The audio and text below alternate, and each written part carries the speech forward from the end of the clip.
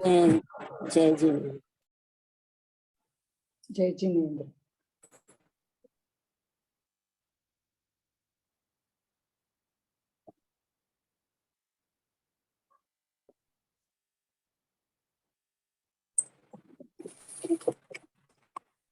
जय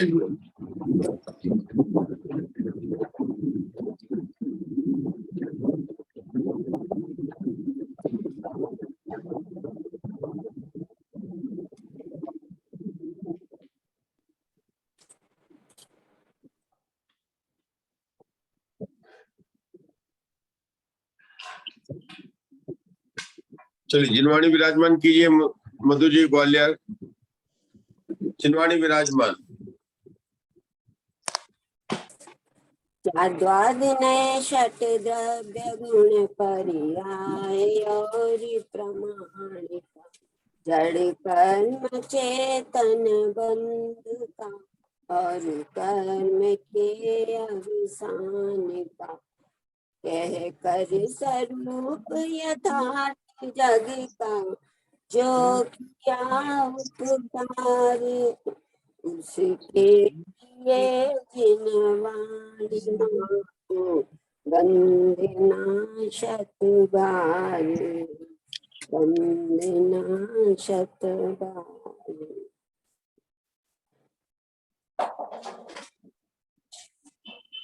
मंगलाचरण जी। सिद्धार्थला विशुद्ध बुद्धि लब्ध सपथा मन सिर से हरिया पछियंतु भंडारिया सबे तिरुवन भवन पसरिय बच्चख बबोह किरण पर बेड़ो योगियण अरिहंत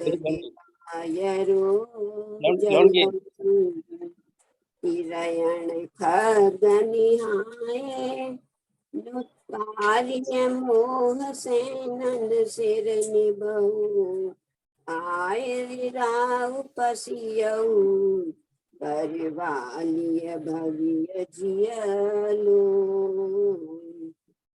अनन्नान यंध यारे अनोर पारे भवन्तु भवियानम जो जेहि कौ पश्यन्तु सया उबजाया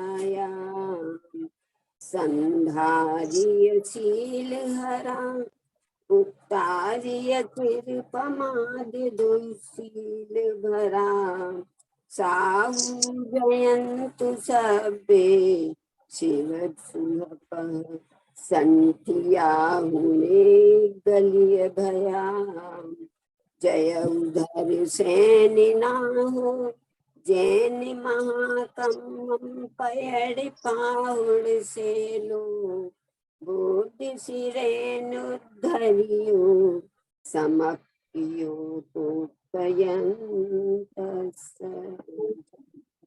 दबला पुस्तक 4 का मंगलाचरण किरण जी भाई साहब। ओम नमः सिद्धेभ्य, ओम नमः सिद्धेभ्य, ओम नमः सिद्धेभ्य। लोया लोय पयासम गोदमथेरम उन्मुगिनम वीरम नमि उनखेतु सुत्तम जो ए संपयासेमो जेहो ए संपयासेमो अरहंत भासियतम गणहर देवे गंतियम सम्मम प्रणमामि भक्ति जुतो सुदनाण मो वही शीर्षाम पयाणी सुबार घोड़ी सैन सुलख 83 ज्योति वरेण सहस 58 पंचुयाणी सयापण मामी जिणिंदवाणी। द्वादशांग जिनवाणी के 112 करोड़ 83,58,005 पदों को मैं हाथ जोड़कर नमस्कार करता हूँ। तीर्थंकर उद्दिष्टाय नमो नमः। सम्यक दर्शन ज्ञान चारितारक आचार्य उपाध्याय साधु परमेष्टिभ्यो नमो नमः। षटखंडागम के प्रथम 5 खंडों पर आचार्य वीरसेन की धवला टीका जो 16 पुस्तकों में प्रकाशित हुई है, उसमें से हमारा यहाँ पर क्रमशः पहली, दूसरी और तीसरी पुस्तक के स्वाध्याय करने के बाद में चौथी पुस्तक का स्वाध्याय चल रहा है। पृष्ठ संख्या है 23। विषय क्या चल रहा है?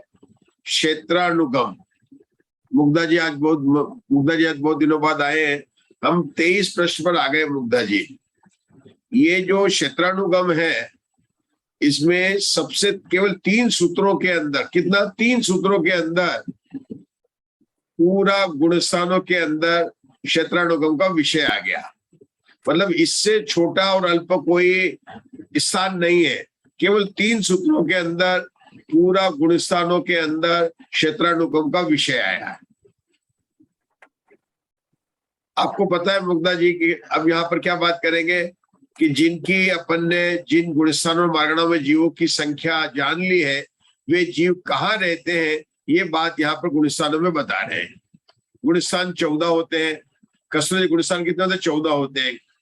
अब यहाँ पर क्षेत्र की अपेक्षा से बात करेंगे तो 14 गुणस्थानों को 3 ग्रुप में बांटा है। कौन बताएगा? अशोका जी बताएंगे। कौन से 3 ग्रुप है? पहला बताइए। पहला मिथ्यात्व, पहला मिथ्यात्व, और हाँ, दूसरे में जो है दूसरे गुणस्थान से लेकर संयोग केवली को छोड़कर अयोग केवली तक, और संयोग केवली को छोड़कर अयोग केवली तक, और तीसरा जो है, और तीसरे में संयोग केवली का वर्णन है। बहुत बढ़िया, आपने मतलब अच्छा विषय का किया है। ये बताएं कस्तूरी जी, अयोग के संयोग केवली को अलग क्यों निकाला? क्योंकि उनकी संख्या कम ज्यादा है। संख्या ज्यादा है, हाँ। लेकिन यहाँ हमारा द्रव्य प्रमाणानुगम नहीं चल रहा, हमारा क्षेत्रानुगम चल रहा है। आप तीसरी, हमने हमारी चौथी पुस्तक शुरू हो चुकी है। आपने जो उत्तर बताया वो तीसरी पुस्तक का था। अभी हमारा चौथी पुस्तक शुरू हो गई है। और राजुल जी बताएंगे क्यों निकाला संयोग केवली का गुणस्थान अलग क्यों बताया, ग्रुप क्यों बनाया? राजुल जी। क्षेत्र अलग अलग होता है समुद्रघात के साइड। हाँ, ये बात है। केवली के 2 प्रकार होते हैं, स्वस्थान केवली और समुद्रघात केवली। 13वें गुणस्थान में 2 हो जाते हैं, स्वस्थान केवली और समुद्रघात केवली। तो समुद्रघात केवली का जो है क्षेत्र की अलग अलग बनता है, इसलिए उनको अलग निकाला। अब जब दूसरा सूत्र प्रारंभ हुआ तो प्रीति जी क्या बताया कि मिथ्या दृष्टि, पहले क्या बताया? मिथ्या दृष्टि जीव कहाँ रहते हैं, कितने क्षेत्र में रहते हैं? तो क्या बोला? सर्वलोक में रहते, पूरे लोक में रहते। सीधी बात है, पूरे लोक में रहते हैं। क्यों रहते हैं मधु जी, क्यों रहते हैं? आप तो ग्वालियर में रहते हैं और आप कहते हैं कि सभी सारे लोक में रहते हैं। क्यों रहते हैं सब? क्योंकि एकेंद्रीय सूक्ष्म आ गए ना। मिथ्यादृष्टि कहने पर एकेंद्रीय आ गए, और एकेंद्रीय, अगर हम एकेंद्रीय को नहीं लेते और 2 इंद्रिय से लेते तो क्या सर्वलोक होता? नहीं, कभी नहीं होता। नाली के अंदर ही रहते हैं।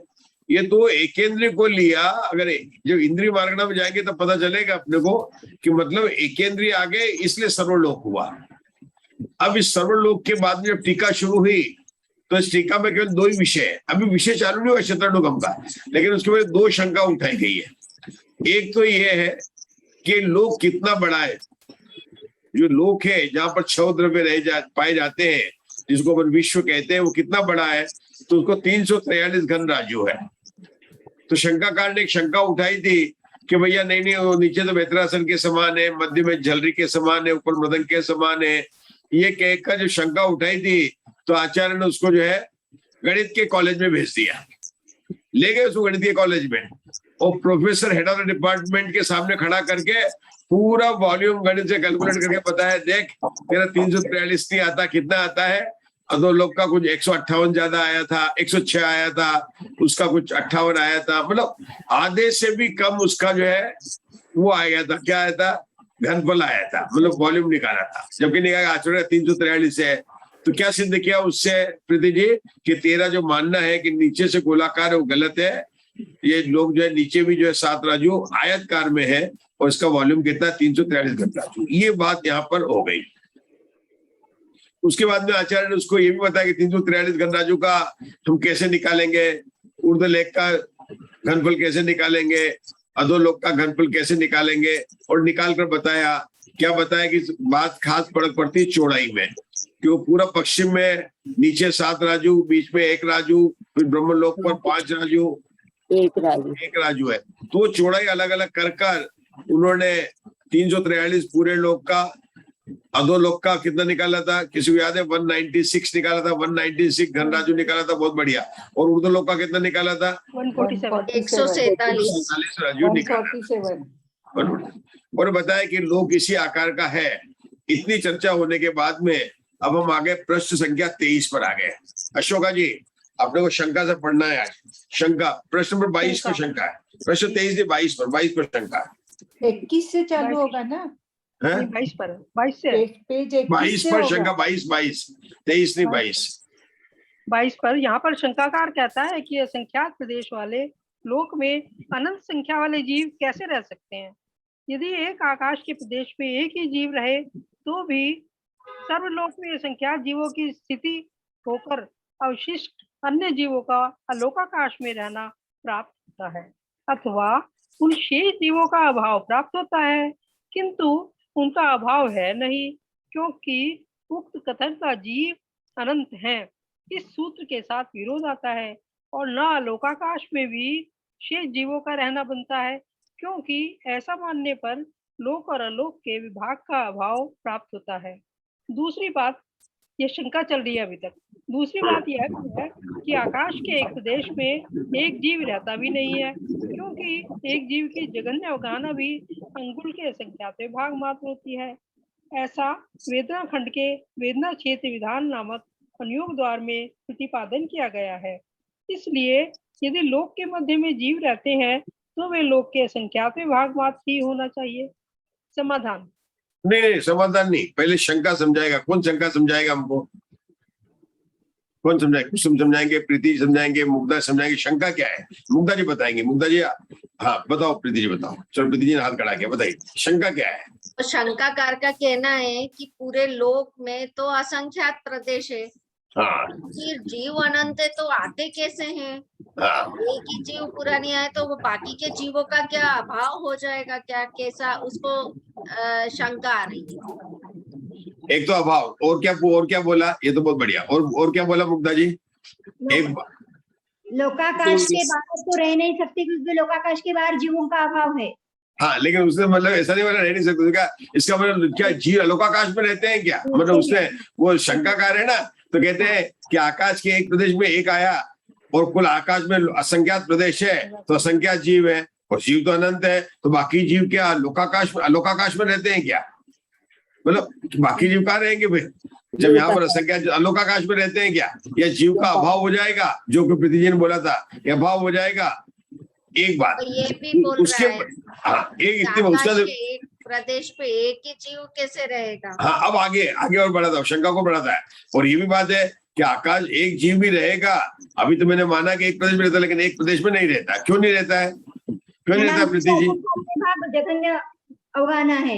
हाँ, जगन किसकी है? निगोद के जीव की अपन ने निकाले। जगन के अंगुल के असंख्यात है, घना अंगुल का असंख्यात भाग लेना पड़ेगा यहाँ पर।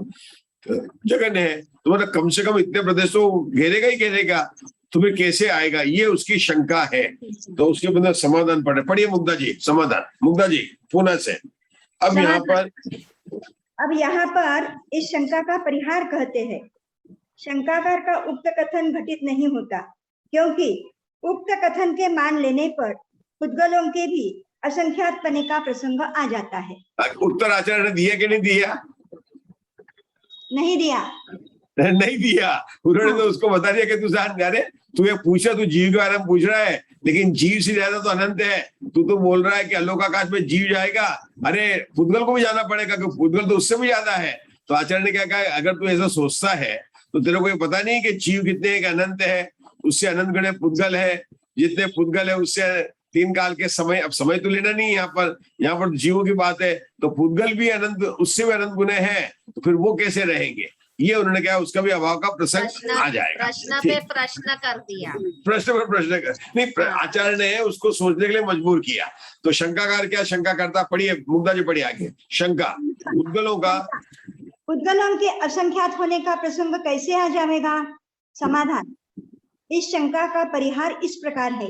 लोकाकाश के एक प्रदेश में यदि एक ही परमाणु रहे तो लोकाकाश के प्रदेश प्रमाण ही परमाणु होंगे और शेष पुद्गलों का अभाव हो जाएगा। क्योंकि जिन पुद्गलों को अवकाश नहीं मिला उनका अस्तित्व मानने में विरोध आता है तथा उन लोकमात्र परमाणुओं के द्वारा कर्म, शरीर, घट, पट और स्तंभ आदि को में से एक भी वस्तु निष्पन्न नहीं हो सकती, क्योंकि अनंतानंत परमाणुओं के समुदाय का समागम हुए बिना एक अवसन्नासन्न संज्ञक भी स्कंध का होना संभव नहीं है। बहुत बहुत मतलब इतनी इंटरेस्टिंग सब्जेक्ट चल रहा है मुकेश भाई साहब, बहुत ही सुंदर चर्चा चल रही है। मतलब आचार्य समझाने के लिए कितनी अच्छी शैली से प्रश्न उत्तर से हमें समझा रहे हैं।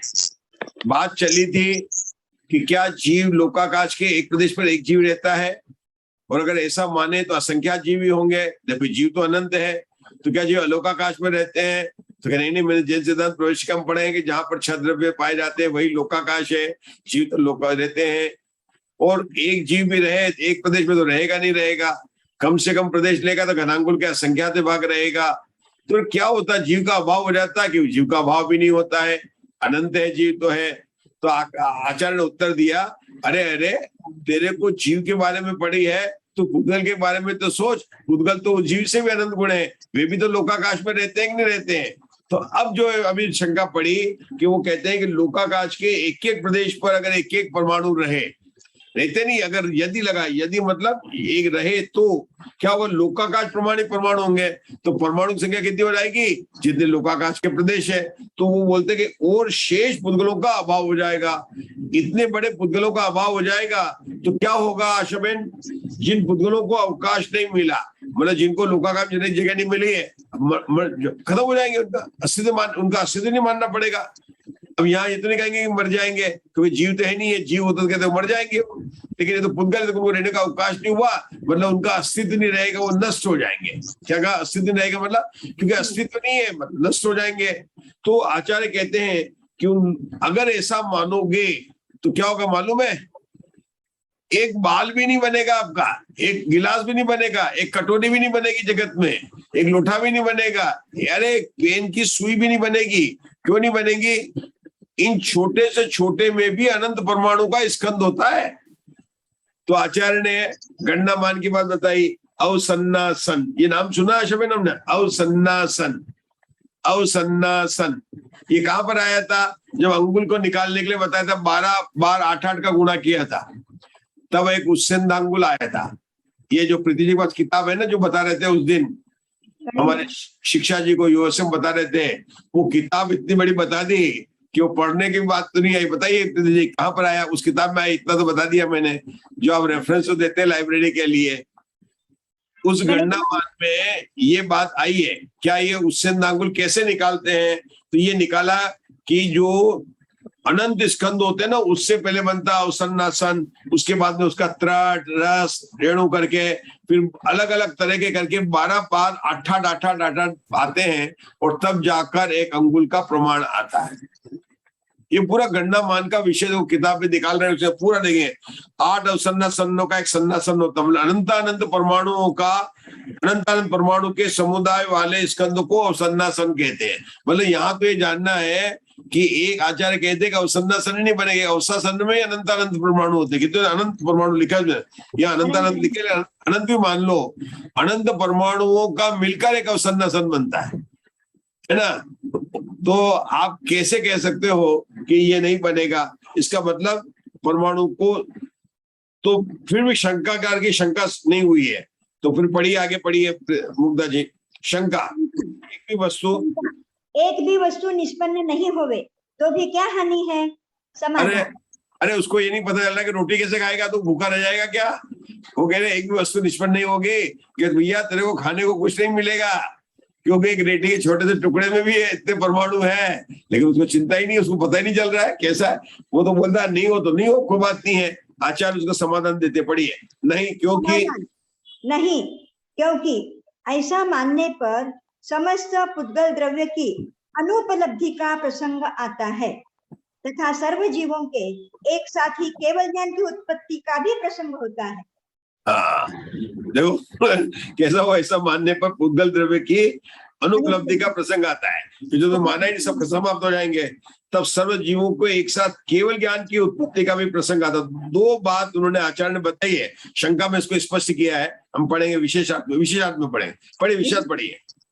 विशेषार्थ, यहाँ पर समस्त पुद्गल द्रव्य की अनुपलब्धि का जो दूषण दिया है, उसका अभिप्राय यह है कि घट पट आदि कार्यों के देखने से ही कारण रूप पुद्गल परमाणुओं के अस्तित्व का अनुमान होता है। शंकाकार के कथनानुसार जब किसी भी वस्तु की निष्पत्ति न होगी तो उन कार्यों के निष्पादक कारण धर्म वाले परमाणु है, यह कैसे जाना जा सकेगा। अतएव घट पट आदि कार्यों की निष्पत्ति के अभाव में पुद्गल द्रव्य के अभाव का प्रसंग आता है, तथा सर्व जीवों के एक साथ केवल ज्ञान की उत्पत्ति के प्रसंग प्राप्त होने का जो दूषण दिया गया है, उसका अभिप्राय यह है कि जब लोकाकाश के प्रदेश प्रमाण असंख्यात ही परमाणु होंगे तो उनसे प्रथम तो एक कारमान शरीर की उत्पत्ति ही नहीं होगी। यदि थोड़ी देर के लिए यह कल्पना कर भी ली जाए कि असंख्यात परमाणुओं से एक कारमान शरीर या कर्मपिंड बन भी जाता हो, जो कि जीव के ज्ञानादिक गुणों के आवरण करने में समर्थ है, तो भी वह किसी एक ही जीव के गुणों का आवरण कर सकेगा, अनंत जीवों का नहीं। इस प्रकार से भी सभी जीवों के आवरक कर्म का अभाव होने से केवल ज्ञान की उत्पत्ति का प्रसंग प्राप्त होता है, अथवा किसी एक जीव के द्वारा उस कारमान शरीर का शुक्ल ध्यानाग्नि से विनाश किए जाने पर समस्त ही जीवों के केवल ज्ञान की उत्पत्ति का प्रसंग आता है।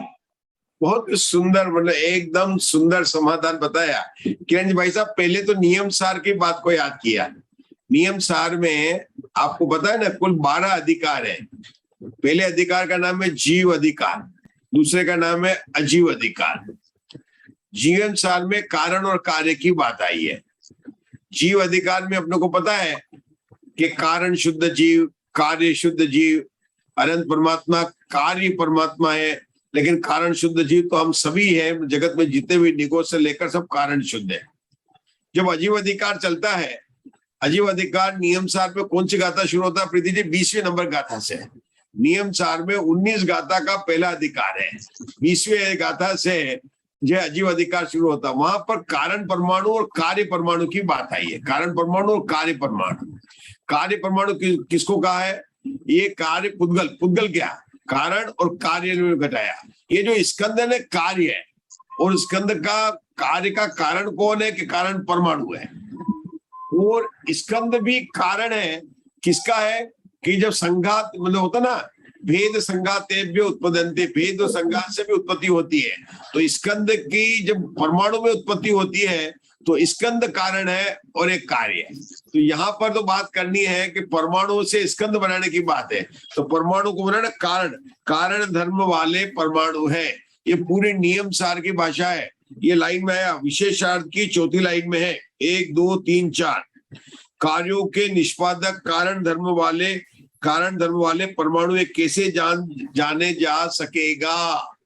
ठीक है ना, क्योंकि जब स्कंद नहीं बनेगा, वो स्कंद बनाने को तैयार ही नहीं ना, तो क्यों बोलता है कि मुझे तो कोई भी चीज नहीं हो तो नहीं हो। तो बोलेंगे कि कैसे कारण धर्म वाले परमाणु कैसे बनेंगे, कैसे तू मानेगा? एक बात तो ये बताई। दूसरा उन्होंने जो बताया केवल ज्ञान हो जाएगा, उसके लिए क्या बोला? आपको भी वर्तमान में केवल ज्ञान है कि नहीं है? मुकेश जी को केवल ज्ञान स्वभाव तो है, कारण रूप है। मुकेश जी ने कहा मैं केवल ज्ञान भले नहीं हो, लेकिन मैंने कहा केवल ज्ञान का स्वभाव है कि नहीं मुकेश जी? है। तो प्रकट क्यों नहीं हो रहा? तिजोरी में क्यों रखा हुआ है? कर्मों के कारण कार्य नहीं होगा।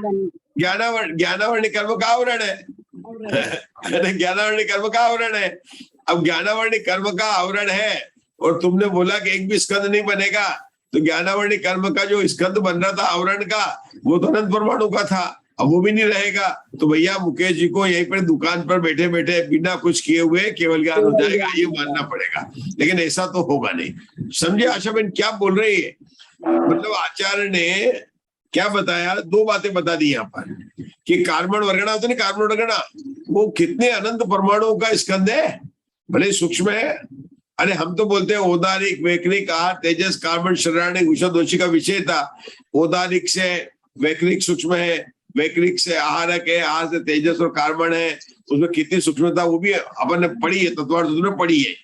लेकिन सब अनंतों में बात कर रहे थे और ये तो मानने को तैयार नहीं था, संख्यात में मानते हैं। तो कहते मान भी ले तो क्या होगा, अगर तो एक भी परमाणु नहीं मानेगा तो कार्बन वर्गणा ही नहीं बनेगी, और कार्बन वर्गणा नहीं बनेगी तो तेरे को वर्तमान में केवल ज्ञान पड़ेगा, तो तेरे को अभी सबको केवल ज्ञान की उत्पत्ति का प्रसंग आ जाएगा। मतलब आचार्य बड़े ही मतलब विशेषार्थ जो है, बहुत ही जोरदार विशेषार्थ है। अब पेज नंबर 24 पर हम आ गए। इस प्रकार का अति प्रसंग दोष न होवे, इसलिए अवगाह्यमान जीव और अजीव द्रव्यों की सत्ता अन्यथा न बन सकने से क्षीर कुंभ का मधु कुंभ के समान अवगाहन धर्म वाला लोकाकाश है, ऐसा मान लेना चाहिए। बहुत बहुत सबको मधु जी याद करने का। क्षीर कुंभ का मधु कुंभ के समान अवगाहन धर्म वाला लोकाकाश है। पढ़िए आशा बहन, क्या लिखा है? क्षीर कुंभ का मधु कुंभ के समान अवगाहन धर्म वाला लोकाकाश है, ऐसा ये मान क्या? लेना चाहिए। ये कहा क्षीर सागर में चले गए क्या? देवता, क्षीर सागर में देवता लोग जाते हैं। क्षीर कुंभ कहां से, वहां से घड़ा भर के लाए क्या? आज क्या जन्म कल्याणक उत्सव मना रहे हैं क्या आप लोग? आज तो मोक्ष है। क्षेत्र में है आपके जून टीवी पर क्या क्षीर कुंभ, मतलब वो क्षीर का कुंभ तो वही लाते हैं, देवता लोग लाते हैं। क्या बोला क्या जा रहा मालूम है आपको?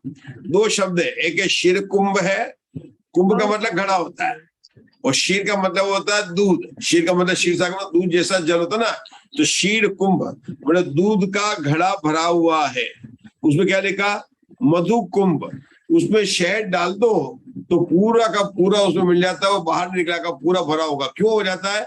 उसकी अवगाहन की शक्ति है। ऐसे कैसे मेरे ख्याल से राख होते हैं, राखुड़ा, जो राख को भी अगर डाल दो तो उसका भी बताया कि उसके अंदर पूरा गिलास भरा हो और आप राख डाल दो तो उसमें चली जाती है, मतलब उसमें अवगाहन शक्ति है। दो उदाहरण मैंने पढ़े, एक तो राख का पढ़ा है, दूसरा है मधु कुंभ का। तो क्या उदाहरण है प्रीति जी? क्षीर कुंभ का मधु कुंभ के समान अवगाहन धर्म वाला लोकाकाश है। तो वो लोकाकाश है, सब पढ़ा अपन ने, अवगाहन वाला है। लेकिन कितनी बढ़िया लैंग्वेज है ये, तो मुकेश जी 3 बार बोल के वो समझाएंगे। क्षीर कुंभ का मधु कुंभ के समान अवगाहन धर्म वाला लोकाकाश है। बोलो मुकेश जी। पुस्तक नहीं है, दुकान पर है आज? अच्छा कोई बात नहीं है, अभी चालू हो गया। कौन पढ़ेंगे? किरण जी भाई साहब पढ़ेंगे। क्षीर कुंभ का मधु कुंभ के समान, पेज नंबर 24 है। मैं खोलूं पुस्तक बोल देता हूँ। क्षीर कुंभ का मधु कुंभ के समान अवगाहन धर्म वाला लोकाकाश है। बहुत ही जोरदार है ये है ना इसमें। पढ़िए मधु जी विषय, ये हमारे किरण जी भाई साहब विशेष पढ़ना आपको। जैसे क्षीर कुंभ विशेषार्थ पढ़ना है, मैंने पेज भी ओपन कर दिया। विशेषार्थ जैसे क्षीर कुंभ का मधु कुंभ में अवगाहन हो जाता है, अर्थात मधु से भरे हुए कलश में सब प्रमाण वाले दूध से भरे हुए कलश का दूध डाल दिया जाए तो समस्त दूध उसी में समा जाता है। ऐसी अवगाहन शक्ति देखी जाती है। उसी के समान आकाश की भी ऐसी अवगाहन शक्ति है कि असंख्य प्रदीचे होते हुए भी उसमें अनंत जीव और अनंत अनंत पुद्गलों का अवगाहन हो जाता है। हाँ बहुत बढ़िया। अब आपको बताना है कि ये बात बताया कि आकाश में लक्षणीय, आकाश का तो लक्षणीय अवगाहन लक्षण बताया। जैसे हर एक द्रव्य का लक्षण बताया ना, धर्म द्रव्य का गति में हेतुत्व है, अधर्म द्रव्य का स्थित्व में हेतु है, काल द्रव्य का किसमें है आशा बहन? थोड़ा मैं भूल गया, वर्तना में, और आकाश का अवगाहन में। बहुत सबका लक्षण बताया। उद्गल का लक्षण क्या बताया था प्रीति जी? स्पर्श रस गंध वर्ण। स्पर्श, क्या सूत्र क्या है हमारे? वनिया है क्या? स्पर्श रस गंध वर्ण बनता है उद्गला। तत्वार्थ सूत्र का सूत्र है स्पर्श रस गंध वर्ण बनता है उद्गला। आपने पढ़ा उद्गल कैसे होते हैं? जिसमें स्पर्श रस गंध और वर्ण पाए जाते हैं। और हम कैसे हैं? ज्ञान दर्शन चेतना वाले, ज्ञान दर्शन लक्षण, ठीक है ना? यहाँ हमारा लक्षण जो चेतना कहो, चेतना लक्षण जिसमें पाया जाए उसे जीव मानो, है ना। मतलब जीव किसको, जिसमें चेतना लक्षण पाया जाए। तो 6 द्रव्यों के लक्षण बताए। क्या बताया? जीव द्रव्य का चेतन लक्षण अतिव्याप्ति, अव्याप्ति और असंभव दोषों से रहित है। पुद्गल का स्पर्श रस गंध वर्ण ये लक्षण जो है अतिव्याप्ति अव्याप्ति से दोषों से रहित है। धर्म द्रव्य का लक्षण क्या बताया? गति हेतुत्व, गति का मन में, किसको गति करने में? जीव पुद्गल को, जीव को, स्वयं चलते हुए, स्वयं चलते हुए को। हाँ, ये लोग में तो बड़ा गुस्सा आ जाए आपको कि आपको रोटी बनाते हुए आप कहेंगे भाई साहब, किरण जी भाई साहब ने हेल्प किया, तो मधु जी नाराज हो जाएंगे कि खाना पूरा मैंने बनाया, लेकिन धर्म द्रव्य की बात करें तो उदासीन रूप से तो वो किरण जी भाई साहब पूरा हेल्प कर रहे हैं। आप लोग मानते नहीं है, आप लोग मानते नहीं है, लेकिन यहाँ तो लिखा हुआ है चलते हुए को गमन करने में, रोटी बनाते हुए को बनाने में, मतलब इस पत्नी बना रही है, वाइफ बना रही है खाना, और पति उदासीन रूप से हेल्प करता है ना। मानेंगे कभी, मानेंगे कभी नहीं मानेंगे। अब आपने कह दिया तो मानना ही पड़ेगा।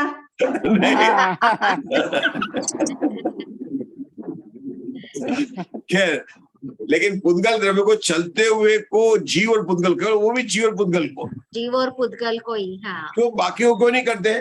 क्रियावती शक्ति है ना उनमें, क्रियावती शक्ति, नाराजगी है क्या? बाकी निश्चित है, क्रियावती शक्ति नहीं है, क्रियावती शक्ति दोनों में नहीं है। मधु जी का तो अपना, मुग्धा जी का तो स्वाध्याय पक्का है, पर उन्हें क्रियावती शक्ति नहीं है ना। जो स्वयं नहीं चलते हैं उनको क्या चलाएंगे, है ना। जो चलते हैं, जिसको रोटी बनाना नहीं आता उसको किरण जी भाई साहब क्या हेल्प करेंगे? उनमें निमित्त कैसे बनेंगे? वो तो मुग्धा जी को ही हेल्प निमित्त बनेंगे, है ना, रोटी बनाते हुए निमित्त को। ऐसे ही जीव और पुद्गल को धर्म द्रव्य चलने में है, ऐसे ही चलते हुए ठहरने में, जो चलता है गति पूर्वक जो स्थिति को प्राप्त होता है, ऐसे जीव पुद्गल को अधर्म द्रव्य निमित्त है। आकाश द्रव्य का लक्षण बताया अवगाना। उस अवगाना के लक्षण को यहाँ पर क्या बताया? क्षीर कुंभ के समान। कैसे बताया? ये बहुत अच्छा शब्द आया, मुझे तो बहुत अच्छा लग रहा है यहाँ पर। कुंभ के समान क्षीर कुंभ में अवगाहन हो जाता है। बहुत अच्छा मतलब लक्षण। क्षीर का अवगाहन मधु में हो जाता है। हाँ, क्षीर कुंभ के समान अवगाहन धर्म वाला लोकाकाश है। ये बात बहुत ही सुंदर बात आई है, मतलब लिखने के लिए। चलिए आगे चलिए किरण जी भाई साहब। इसलिए मैं चाचा मैं खोलता हूँ। अवगाहन लक्षण से अंकल जी म्यूट है आप। अच्छा, इसलिए अब हम अवगाहन लक्षण से प्रसिद्ध लोकाकाश के अवगाहन महात्मा को आचार्य परंपरागत उपदेश के अनुसार कहते हैं। वह इस प्रकार उससे असंख्यात भाग मात्र क्षेत्र में सूक्ष्म निगोदिया जीव के जघन्य अवगाहना है। उस क्षेत्र में लोक मात्र जीव के प्रदेशों में प्रत्येक प्रदेश पर अभव्य सिद्धों से अनंत गुणे और सिद्धों के अनंत भाग मात्र हो करके स्थित औदारिक शरीर के परमाणु का वही क्षेत्र अवकाशपने की प्राप्त है। पुनः औदारिक शरीर के परमाणुओं से अनंत गुणे तेजस शरीर के परमाणु का भी उसी क्षेत्र में अवगाहना है। पूर्व में कहे गए तेजस परमाणुओं से अनंत गुणे उसी जीव के द्वारा मिथ्यात्व अविरति आदि कारणों से संचित और प्रत्येक प्रदेश पर अभव्य सिद्धों से अनंत गुण तथा सिद्धों के अनंत भाग मात्र कर्म परमाणु उस क्षेत्र में रहते हैं। इसलिए उन कर्म परमाणुओं के भी उसी क्षेत्र में अवगाहना है। बहुत बढ़िया, रुकेंगे बहुत लॉट ऑफ नॉलेज, बहुत सारी बातें यहाँ पर आचार्य हमको बता रहे हैं। सबसे पहले तो बहुत सारी, मतलब ये बातें इतनी अच्छी आ रही है। वास्तव में बहुत चीजें हैं आशा बनी में। अपन ने पढ़ा, पहले क्या पढ़ा अपन ने? उस्सेंधांगुल। तो कितने होते हैं अंगुल? कितने प्रकार के होते हैं? 3 प्रकार के होते हैं। आपको याद है? प्रमाणांगुल, आत्मांगुल और उस्सेंधांगुल। उस्सेंधांगुल को सुचुंगुल कहते हैं, मतलब वही जो उस्सेंधांगुल है। और ये कैसे आया? वो अवसन्ना सन्न से 12 बार 8 को गुणा करने पर आता है। बस इतना याद रखना, अभी सबके नाम याद नहीं रहेंगे। 12 बार 8 को गुणा करेंगे, 8 8 8 8 गुणा करेंगे तो ये अंगुल आ जाता। कहां से? अवसन्नासन से आया था। अवसन्नासन कितना है? अनंत परमाणुओं का एक अवसन्नासन होता है, फिर 8 अवसन्नासन, फिर 8 अवसन्ना, ऐसे 8 बार आते हैं, उनमें सब आ जाता है। त्रस रट सन्नासन आ रहा है। अब सन्नासन के बाद फिर तटरेणु, फिर तसरेणु, फिर दसरेणु, फिर उत्तम भोगिया का बालाग्र, फिर मध्यम भोगिया का बालाग्र, फिर जगन्य भोग भूमि का बालाग्र, फिर कर्म भूमि का बालाग्र, फिर 8 लीक, फिर 8 सरसों अर्थात या जू, 8 जौ और यव। तो ये 8 कितने हुए? देखो प्रीति जी, ये सब बोलते ना भूल जाते हैं, लेकिन मैंने एक याद रखेगा, 12 बार 8 का गुणा करना आ जाएगा बस। क्या मुग्धा जी, हमारा तरीका देखो, आज तो भी देख के बोल दिया क्या, और उसमें याद है कि वो कर्म भोग भूमि के भी आते हैं, जो भी आता है कर्म भूमि के मेंढे के बाल भी आते हैं, ये सब याद रहेगा। लेकिन ये याद रखना कि 12 बार 8 को गुणा करेंगे, 12 ले लोगे आप पूरा, तो ये आ जाएगा। वो गया। आत्मांगुल क्या होता है? जो अपने अपनी हाइट होती ना, जैसे अपनी हाइट अपने उस काल में, उस समय में जो जीवों के अंगुल होता है, उसको कहते हैं आत्मांगुल होते हैं। वो प्रमाणांगुल कितना होता है? 500 गुणा बड़ा होता है। कितना था? 500 गुणा। जो उस्सिंदांगुल से या सुचुंगुल से कहो तो उससे 500 गुणा बड़ा जो है प्रमाणांगुल होता है। मतलब एक प्रमाणांगुल में 500 सुचुंगुल हो जाएंगे, ये भी ध्यान रखना। लेकिन यहाँ शरीर की जो अवगाना मान रहे हो, उस्सिंदांगुल की मान रहे हैं। ये अंगुल की कहाँ पर आएंगे मालूम है? ये जब अपन तनुवातले में जाएंगे, धनुष और अंगुल बनाएंगे, वहां पर आएगी ये सब इनकी। मतलब जो लोक का जो विभाग है, जो लोक के जो नाप होता है, वहां पर अंगुल योजन सब महायोजन में लेने पड़ेंगे, वहां सब प्रमाण योजन में चलते हैं। लेकिन यहाँ पर तो इसी में चलेंगे, उस्सिंदांगुल में ही चल रहे हैं। तो एक तो बातें बता दी। अब ये क्या बताई उन्होंने कि कोई भी एक जीव ले लो। अभी सिद्ध क्या कर रहे हैं? अभी बात कहाँ शुरू हो रही है? पहले तो उदाहरण से बता दिया। उदाहरण से क्या बता दिया? कि आकाश में अवगाहना नाम का लक्षण है। कैसा लक्षण है? जैसे शहद से भरे हुए ग्लास के अंदर उतना ही दूध डाल दे तो उसकी अवगाहना लक्षण है। उदाहरण से समझाया। अब आचार्य इसी अवगाहन लक्षण को आचार्य उपदेश से प्राप्त के अनुसार हमको समझा रहे हैं। मतलब आचार्य ने जैसे समझाया है उसके अनुसार समझा रहे। क्या समझा रहे हैं? कि लोकाकाश कितना है? असंख्यात प्रदेशी है। जीव कितने हैं? अनंत है। उद्गल कितने हैं? जीव से अनंत गुण है। कैसे रहते हैं इसको कहते हैं, इसको ये महात्मा है। ये क्या कहते हैं? महात्मा है। आपको पता है ना, ये सब महात्मा का 64 रिद्धि में कहां पर नाम आता है? थोड़ा चर्चा करके चलेंगे, जल्दी नहीं है, थोड़ी पुस्तक धीरे चल रही, कोई बात नहीं है। 64 रिद्धि के अपन रोज करते हैं पूजा, नित्या प्रंकवाद परमशिव, वहां पर कहां पर बात आती है? महात्मा। जिसकी अपन यहाँ पर चर्चा कर रहे हैं वो उसको देख के बात करना है।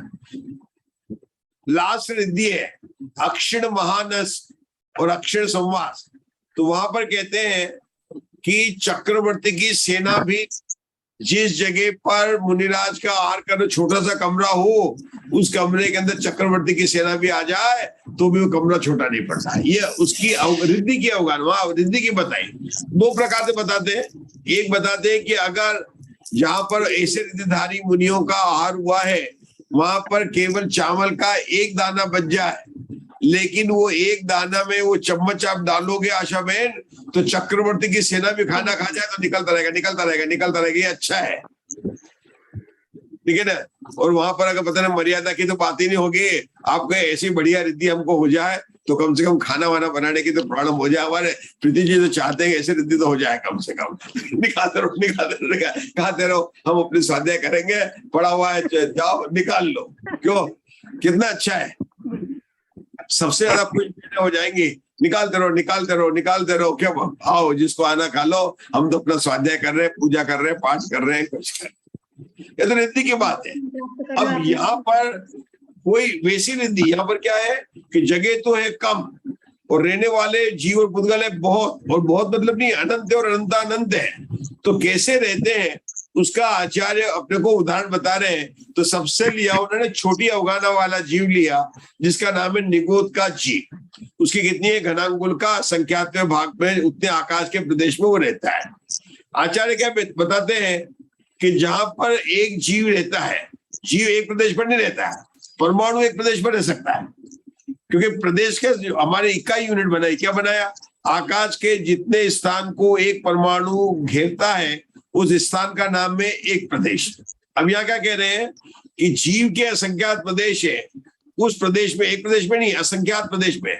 गणांकुल के असंख्यात विभाग प्रदेश में जीव है, उन प्रदेशों में क्या केवल जीव ही है कि नहीं नहीं नहीं नहीं, नहीं वहां पर औदारिक शरीर के परमाणु भी है या वैक्रिक शरीर के परमाणु, मतलब जो जीव है, अगर देव और नारकी है तो जो भी वो औदारिक शरीर के उसके परमाणु वही उसी पर रहे। क्या औदारिक शरीर के परमाणु है कि नहीं नहीं उसकी उसी जगह पर तेजस के भी परमाणु है। क्या तेजस के परमाणु है कि नहीं नहीं वहीं पर उसी जगह पर कार्बन शरीर के भी परमाणु। ये तीनों 3 शरीर है। कौन सा बोला? औदारिक, तेजस। देखो 14वें गुणस्थान के अंदर जब भगवान 85 प्रकृति नाश करते हैं तो अपन क्या कहते हैं? 3 शरीर को नाश कर भगवान ने ऊर्ध्वगमन स्वभाव कर सिद्धालय में जाकर विराजमान हो गए। किने 3 शरीर का नाश किया। उसमें 3 शरीर कौन से हैं? एक कार्बन शरीर है, वो कार्बन शरीर की 85 प्रकृतियां, वो कहती है कार्बन शरीर की 85 प्रकृतियां, लेकिन औदारिक शरीर है पूरा का पूरा, क्योंकि 14 गुणस्थान में औदारिक शरीर के संघातन परिशातन क्या हो रही है? केवल परिशातन कृति हो रही है। तेजस शरीर की परिशातन कृति हो रही है। अपन देखा पढ़ा था कृति हो रही, केवल परिशातन कृति हो रही थी वहां पर। औदारिक वो उसकी तेजस और कार्बन शरीर की केवल परिशातन कृति है वहां पर, ठीक है। उसको 3 शरीर को नाश कर जो है भगवान को जो है कहां पर गए? सिद्धालय को गए। तो ये तीनों शरीर वर्तमान में उसी जो जीव है, चाहे उसकी छोटी से छोटी अवगाना है, वो वहां पर एक साथ रह रहा है। ये यहाँ पर बता, तीनों तेज लिया है, लेकिन औदारिक को लिया, औदारिक के बाद में तेजस लिया है, तेजस के बाद में कार्बन को लिया है। वैक्रिक को भी ले सकते हैं, औदारिक होगा या वैक्रिक होगा, तो उन्होंने एक को ले लिया, ठीक है ना। आहारक को नहीं लेते, वो तो बनता तब की बात करते हैं। ये तो निकोदय का जीव है, ये तो इसको तो यहाँ पर यही शरीर लेने पड़ेगा। बराबर हो गया। अब आगे का पूरा पढ़ते हैं। अब मैं कहूंगा प्रीति जी आप पढ़ो। पुनः औदारिक शरीर, पुस्तक है आपके प्रीति जी? पुनः औदारिक शरीर, तेजस शरीर और कार्बन शरीर के विसर्जोपचयों का, जो कि प्रत्येक सर्व जीवों से अनंत गुण हैं और प्रत्येक परमाणुओं पर उतने ही प्रमाण है, उनकी भी उसी ही क्षेत्र में अवगाहना है। इस प्रकार एक जीव से व्याप्त अंगुल के असंख्यातवे भाग मात्र उसी जघन्य क्षेत्र में समान अवगाहना वाला होकर के दूसरा जीव भी रहता है। रुकेंगे। प्रीति जी ने 2 बात बोली। आशा बहन क्या बोली? 2 बात अभी प्रीति जी ने पढ़ा, आप भी पढ़ सकते हैं, मतलब पढ़ के बताना। मैं ये भी बता रही इसमें 2 बात निकल रही है। 2 बात निकल रही है। कितनी बात निकल रही है? 2 बात निकल रही है। हाँ जी। एक बात देखो, अगर आप समझ करो, एक बात चल रही विश्वोपचय को लेकर। एक बात किसकी है? विश्वोपचय।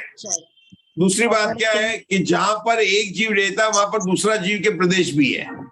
2 बात निकल रही है। पहले कितनी बात निकली है? 3 बात, कि जहां पर एक जीव के प्रदेश है वहां पर उसके औदारिक शरीर के है, वहीं पर उसके तेजस कार्बन के भी है, और वहीं पर कार्बन शरीर के परमाणु भी है। ये तो निकले पहले। अब जो प्रीति जी ने पढ़ा वहां पर निकला है कि जो कार्बन शरीर के जो परमाणु पड़े हैं, उन परमाणु पर एक परमाणु पर ध्यान देना। कार्बन शरीर के एक परमाणुओं पर विश्वोपचय पड़े हुए, वो कितने हैं? वो बहुत जबरदस्त है, वो अनंत गुण है। कार्बन जीवों से अनंत गुण, क्योंकि प्रत्येक सर्व जीवों से अनंत गुण है। अनंत गुण है, मतलब जितनी जीव की अनंत की संख्या है उससे भी अनंत गुणे परमाणु, विश्वोपचय परमाणु। ये विश्व परमाणु क्या है? ये क्या होते हैं? जो उम्मीदवार खड़े रहते हैं, जो कर्म परमाणु जो है उम्मीदवार खड़े रहते हैं कि एकदम बन जब आप घर में लड़ाई करेंगे, राग द्वेष करेंगे या किसी को करेंगे, तो आपको कर्म बांधने के लिए बाहर में कर्म परमाणु लेने के लिए जाना नहीं पड़ेगा। ये वहां पड़े हुए हैं, आपको मिल जाएंगे। आप करते जाओ, जितना राग द्वेष करना है जितना करते जाओ, आपके पास में वहीं पर ये रॉ मटेरियल पड़ा हुआ, कच्चा माल पड़ा हुआ है। जैसे आपके यहाँ पर खाना खाने के लिए बहुत लोग आ जाते हैं, बाहर से सामान लाना पड़ेगा, आपको इंतजाम करना पड़ेगा। लेकिन यहाँ कहते हैं कि चिंता मत करो। आचार्य कहते हैं आप लोग चिंता हो जाती है ना, कोई अगर मेहमान आ जाए तो कि क्या करेंगे, आटा पीसना है, यह करना है, कैसे सामग्री तैयार करेंगे। यहाँ कहते चिंता मत करो, तुम किए जाओ राग द्वेष, वो जो कर्म बंधेंगे उसके परमाणु तुम्हारे पास में, तुम्हारे शरीर पर ही है। ऐसा नहीं कि तुम्हारे घर में, अपने खुद के कार्बन शरीर पर एक परमाणुओं पर जितने जीव, मधु जी मतलब आप सुनो तो सही, कितनी बातें हैं। जीव से भी अनंत गुणे परमाणु वो वहां पर पड़े हुए हैं। जैसे मतलब कारमान वर्गणा का बैंक हो। हाँ बिल्कुल पूरा एक पड़ा हुआ है। और इसमें समय है, कोई ज्ञानावर्णी बनेगा, कोई दक्षिणावर्णी बनेगा, कोई फाइटिंग बनेगा, कोई रूप बनेगा, कोई हर आपके वैरायटी के, कोई आपके बाल को काला रखने वाले बनेगा, कोई आपके बाल को सफेद रखने वाला बनेगा। सब परमाणु वहीं पर ही है। आकाश में भरे हुए कहीं जाने की जरूरत नहीं है। जिन परमाणु को आप डाई करने के लिए बाहर जाते हैं, वो सफेद बनना और काला करने के परमाणु मिश्रण आपके वहीं पड़े हुए हैं। हाँ। आप जो करो ऊपर नकली कर रहे हैं, क्योंकि वो तो जैसा परमाणु है आपको बात करनी चाहिए, अपने घर में बात करनी चाहिए, क्योंकि आपके घर में ही ऐसे परमाणु पड़े हैं शरीर के अंदर जो काले बाल भी दे सकते हैं, सफेद बाल भी दे सकते हैं। और अपन क्या करते हैं कि सफेद को काला करने के लिए बाहर जा रहे हैं। चलिए ये बात आ गई, यहाँ पर विश्लेषण की बात आ गई, ठीक है ना। ये 5 बातें हो गई, 3 + 2 5 बातें हो गई। अब क्या इस प्रकार, हाँ चलिए इसी प्रकार इस प्रकार एक जीव से व्याप्त अंगुल के असंख्यात भाग मात्र उसी जघन्य क्षेत्र में समान अवगाहना वाला होकर दूसरा जीव भी रहता है। अवगाहनत्व शक्ति बताई है। हाँ, कैसे बताई है? एक पलंग पर 2 बच्चे सो सकते हैं, लेकिन साइड में। यहाँ तो कहते हैं कि एक जीव रहता है, उसके ऊपर दूसरा जीव वही रहता है, उसके ऊपर ही रहता है। ध्यान देना, जहां पर एक पलंग हो, 2 बच्चे अलग अलग, लेकिन एक के ऊपर एक बच्चा नहीं सोया हुआ, वो आसपास होके सोया हुआ। लेकिन यहाँ क्या कह रहे हैं कि जहां पर एक जीव है लोकाकाश के, उसी प्रदेशों के ऊपर दूसरा जीव, या दूसरा कह रहे तीसरा भी हो सकता है, चौथा भी हो सकता है, कई जीव हो सकते हैं। कोई निगोद जीव तो पड़े हुए ना, कई जीव पड़े रह सकते हैं। तो इससे क्या पता चला? अवगाहनत्व लक्षण। और कर्म परमाणु का अवगाहन कैसे बताया? एक परमाणु पर इससे पड़े हुए विश्व पड़े हुए हैं, तेजस शरीर के पड़े हुए, कार्बन शरीर के पड़े हुए, ये उसकी अवगाहन शक्ति बताई गई। चलिए इस प्रकार हो गया। तत्पश्चात दूसरा कोई जीव हो गया। इसी प्रकार समान अवगाहना वाले अनंतानंत जीवों की उसी ही क्षेत्र में अवगाहना है। तत्पश्चात दूसरा कोई जीव उसी ही क्षेत्र में उसके मध्यवर्ती प्रदेश को अपनी अवगाहना का अंतिम प्रदेश करके उत्पन्न हुआ। इस जीव की भी अवगाहना में समान अवगाहना वाले अनंतानंत जीव रहते हैं। इस प्रकार यहाँ भी पूर्व के समान प्ररूपण करना चाहिए। मतलब अंतिम प्रदेश में कोई दूसरा जीव कैसा हुआ? ये तो होता एक के ऊपर एक लिया था। अब एक ऐसा जीव लिया कि जो पहले और दूसरे वाले के जितने प्रदेश है ना, उन प्रदेश में से एक प्रदेश पर ही उसके टच कर रहे हैं, बाकी प्रदेश उसके अलग है, तो वो भी रह सकता है। इस जीव को भी अवगाहना के समान, इस प्रकार यहाँ भी पड़ी है। इस प्रकार यहाँ भी पूर्व के समान, या इस प्रकार यहाँ भी पूर्व के समान प्ररूपण करना चाहिए। अर्थात उस क्षेत्र में स्थित घन लोक मात्र जीव के प्रदेशों में से प्रत्येक प्रदेश पर अनंत औदारिक शरीर के परमाणु, औदारिक शरीर से अनंत गुणे तेजस शरीर के और इससे अनंत गुणे कार्माण शरीर के परमाणु भी हैं। पुनः इन तीनों शरीरों के सर्व जीवों से अनंत गुणित विश्रोपजय भी उसी प्रदेश पर विद्यमान है। इस प्रकार समान अवगाहना वाले अनंतानंत जीव उसी क्षेत्र में रहते हैं। इस प्रकार से लोक के परिपूर्ण होने तक सभी दिशाओं में लोक का एक एक प्रदेश बढ़ाते जाना चाहिए।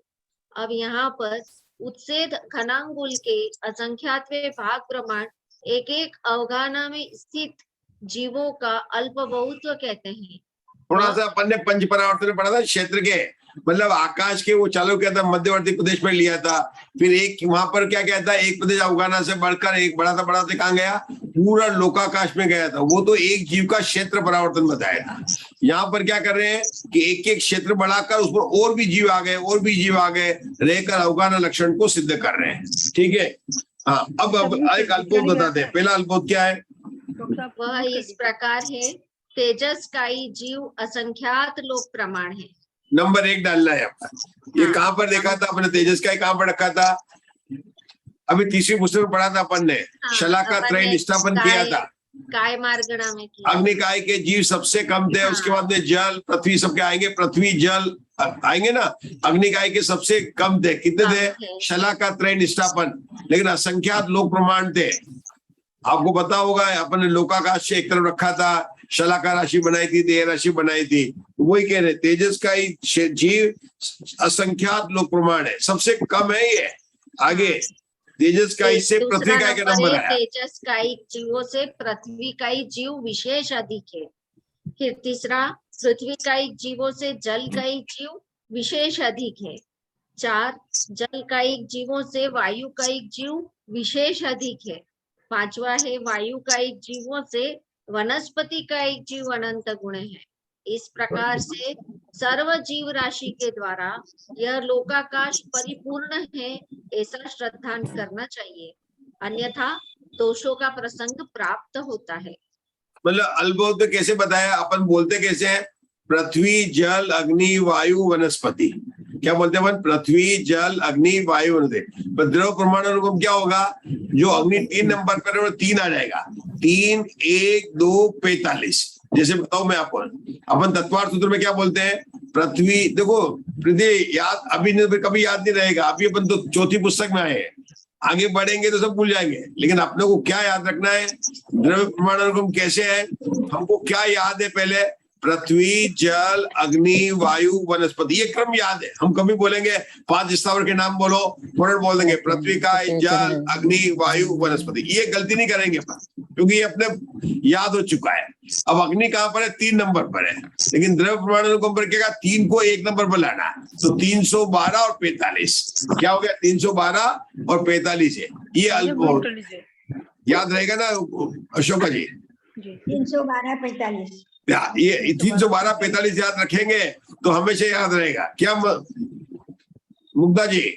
हाँ। आपको बहुत सारी बातें याद है, अब ये भी बातें याद करने का तरीका सीख लीजिए। 312 45 हमेशा याद रहेगा, कभी भी याद रहेगा। 312 45, ठीक है ना? ये पूरा याद हो गया। कुसुम जी वैसा म्यूट कर लीजिए, बहुत डिस्टरबेंस आ रहा है। मुग्धा जी का किसका आ रहा है? किरण जी वैसा आपका आ रहा है, मुग्धा जी का आ रहा है। हाँ, कर लीजिए। चलिए अब आगे के पेज पे चलते हैं। क्षेत्र प्रमाणानुगम का कैसे बोलेंगे? क्षेत्र प्रमाणानुगम का क्रम। हाँ, अब जो है पेज नंबर 26 पर कौन पढ़ने वाला है? आज पढ़ेंगे अंजना जी देव आए हैं, देवी जी पढ़ेंगे। आप पढ़ेंगे 26 पेज नंबर पर। पढ़िए, आज पढ़िए आप। स्वस्थान पढ़ूंगे। हाँ, पढ़ने दीजिए उनको। स्वस्थान समुद्गात और उपाद के भेद से सर्व जीवों की अवस्था 3 प्रकार की है। उसमें सब स्थान 2 प्रकार का है। सब स्थान और विहार वत स्थान उसमें से अपने उत्पन्न होने के ग्राम में, नगर में अथवा अरण्य में सोना, बैठना, चलना आदि व्यापार से युक्त होकर रहने का नाम सब स्थान है। रुकेंगे, उषा दोषी समझाएंगे आप? हाँ, जैसे कि एक जीव हम जहाँ रहते, जैसे बॉम्बे में रहते हैं, तो बॉम्बे में सुबह उठकर मंदिर जाना, आना, बाहर जाना, ये करना, ये सब स्वस्थान है। और बॉम्बे से बाहर जाना वो परिस्थान हो जाएगा। बहुत बढ़िया। तो अभी आप परिस्थान में है कि स्वस्थान में है? स्वस्थान में ही है अभी तो। अभी स्वस्थान में परिस्थान से आए हैं। परिस्थान से आए हैं। क्या चल रहा है अंजना? अंजना जी आप चेन्नई में है ना? अभी चेन्नई में है। अंजना जी कहाँ पर है? चेन्नई में है। चेन्नई में। चेन्नई।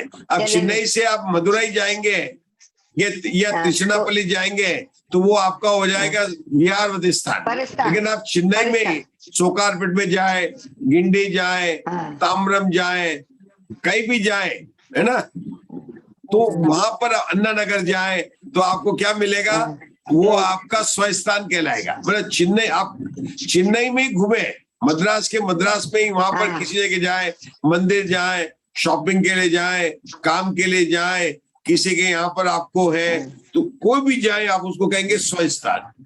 ये क्या पढ़ा आपने? फिर से पढ़ेंगे। स्वस्थान समुद्घात उत्पाद के भेद से सर्व जीवों की अवस्था 3 प्रकार की। क्या कहना चाहते हैं?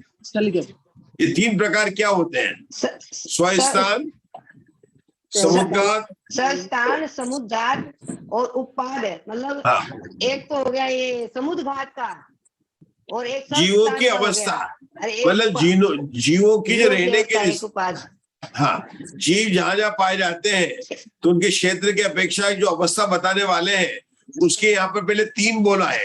पहला बोले स्वस्थान, दूसरा बोले समुद्घात, तीसरा बोले उत्पाद। अभी अपन ने केवल स्वस्थान पढ़ा है कि जैसे कुसुम जी इंदौर में कंचन बाग जाए, चाहे आप कहा विजयनगर जाए, कहीं भी जाए, इंदौर में घूमे तो वो आपका स्वस्थान कहलाएगा। इंदौर से बाहर शिखर जी जाएंगे तो आपको विहारवत स्थान हो जाएगा। अभी हम पढ़ते हैं, सब स्पष्ट होने वाला। पढ़िए अंजना जी, पढ़िए। हाँ पढ़िए अंजना जी, आगे पढ़िए, आगे पढ़िए। अपने उत्पन्न होने का ग्राम, नगर अथवा अरण्य आदि को छोड़कर अन्यत्र सहन, निषिधन और परिभ्रमण आदि व्यापार से मुक्त होकर रहने का नाम विहार स्थान है। मतलब चाहे आप चेन्नई से बाहर बिजनेस के लिए जाए, घूमने के लिए जाए, तीर्थ यात्रा करने के लिए जाए, अपनी लड़की के लिए लड़का ढूंढने के लिए जाए, कुछ भी कर सकते हैं। मतलब किसी भी काम से आप बाहर गए, अपना सूरत से बाहर गए, आपका माल खरीदने जाए अगर हमारे, तो वो कहेंगे, उसको क्या कहेंगे? विहारवत स्थान। क्या हुआ मुकेश भाई साहब? आप अपनी दुकान का माल खरीदने के लिए सूरत में कहीं भी जाएं तो वो आपका स्वस्थान कहलाएगा। लेकिन अब माल खरीदने के लिए आप मुंबई आए तो आपका क्या कहलाएगा? विहारवत स्थान होगा। मतलब अपने स्थान को तो 2 बोल बोले उन्होंने। ये क्षेत्र की बात चल रही ना, तो कहां से कहां तक का क्षेत्र लेना। चलिए आगे चलेंगे, आगे पढ़िए। हाँ पढ़िए। आपको वेदना समुद्घात, नहीं, समुद्घात 7 प्रकार का होता है। कसाय समुद्घात, हाँ ये समुद्घात 7 प्रकार का है। वेदना समुद्घात, कसाय समुद्घात, वेक्रिय समुद्घात, मारणांतिक समुद्घात, तेजस शरीर समुद्घात, आहारक शरीर समुद्घात और केवली समुद्घात।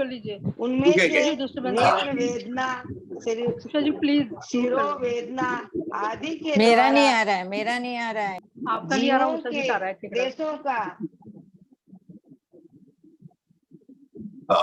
जीवों के प्रदेशों का उत्कृष्ट है।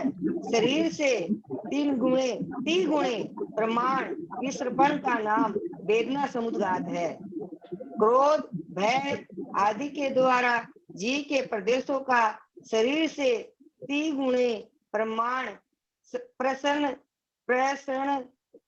का नाम कसाय समुद्घात है। शरीर के आप क्या पढ़ रहे हैं? आप रुकेंगे, आप क्या पढ़ रहे हैं? पहले बताए समुद्घात किसे कहते हैं?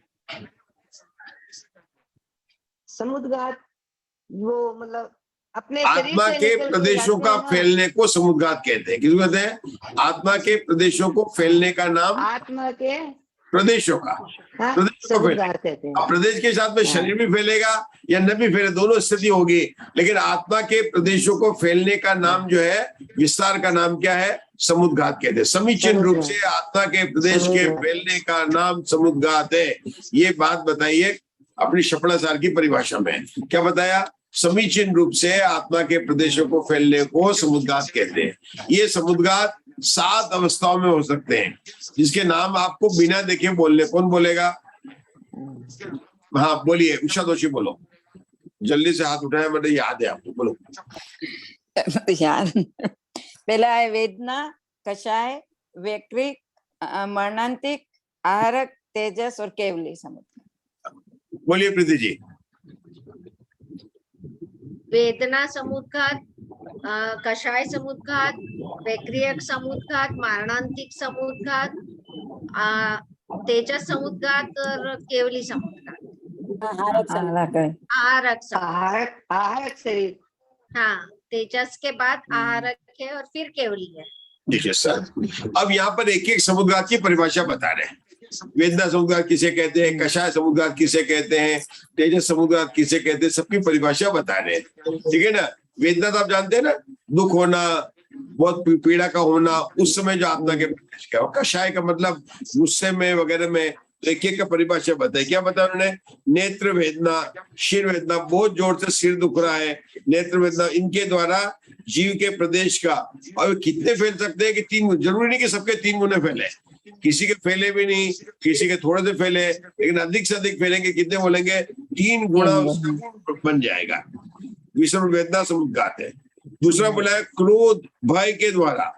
देखो कषाय समुद्घात को भय भी लिया उन्होंने, क्रोध तो लिया, भय भी लिया, क्योंकि भय भी कषाय है और नाम क्या है उसका? कषाय समुद्घात है। तो भय भी है ना। आपको क्रोध, भय आदि के द्वारा, आदि में सब ले सकते हैं आप। 9 कषाय भी शामिल है इसमें। हाँ, सब कषाय ले सकते हैं। जीवों के प्रदेश के शरीर तिगुणे प्रमाण का फैलना कषाय समुद्घात है। ये तो हो गए, 2 हो गए। कौन से हो गए? वेदना और कषाय। ठीक है। अब कौन पढ़ेगा आगे का? पढ़िए मधु जी ग्वालियर, आगे का पढ़िए मधु जी। वैक्रिक शरीर के उदय वाले देव और नारकी जीवों का अपने स्वाभाविक आकार को छोड़कर अन्य आकार से रहने का नाम वैक्रिक समुद्घात है। अपने वर्तमान शरीर को नहीं छोड़कर गति द्वारा अथवा विग्रह गति द्वारा आगे जिसमें उत्पन्न होना है, ऐसे क्षेत्र तक जाकर शरीर से तिगुने विस्तार से अथवा अन्य प्रकार के अंतर्मुहूर्त तक रहने का नाम मारणांतिक समुद्घात है। रुकेंगे। कौन कौन सी परिभाषा पढ़ी आपने मधु जी? अभी 2 समुद्घात की, वैक्रिक समुद्घात और मारणांतिक समुद्घात। क्या परिभाषा आई है? वैक्रिक में तो ये है कि जीवों को अपने स्वाभाविक आकार को छोड़कर और अन्य आकार रहने का नाम वैक्रिक है समुद्घात। नारकी जीवों का अपने स्वाभाविक आकार को छोड़, देव और नारकी दोनों लिए जाए। देव और नारकी 2 गति वाले। देव और नारकी में क्या अंतर है? वैक्रिक समुद्घात दोनों में क्या अंतर है? देव की पृथक भी होगी, अपृथक विक्रिया भी होगी। अपन ने पढ़ा था ना, नारकियों में अपृथक विक्रिया ही होगी। देव क्या ना, तो एरावत हाथी कौन सा है?